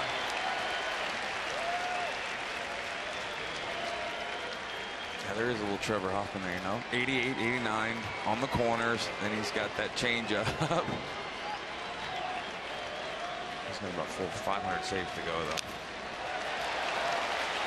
Have you ever seen anyone slide their foot across the mound like he does from one end, from the third base side to first? It's rare. I think that's a comfort thing for him, but I don't wonder if it wasn't started out as kind of a little deception thing, because when you think his throwing slot's going to be in one place, it's not.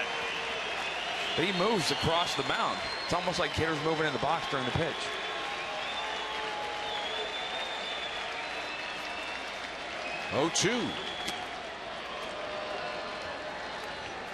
If it holds up, Joe Smith gets the win. David Price would take the loss. And Johnny Giavitello would have delivered again.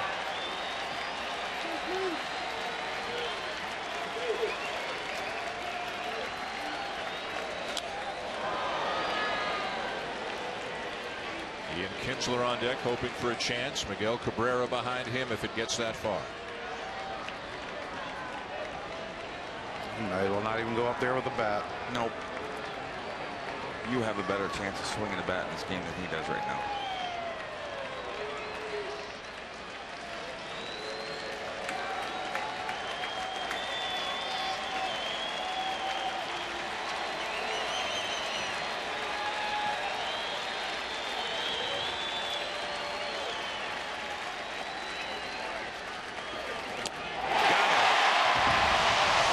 It's a 4-game sweep for the Angels.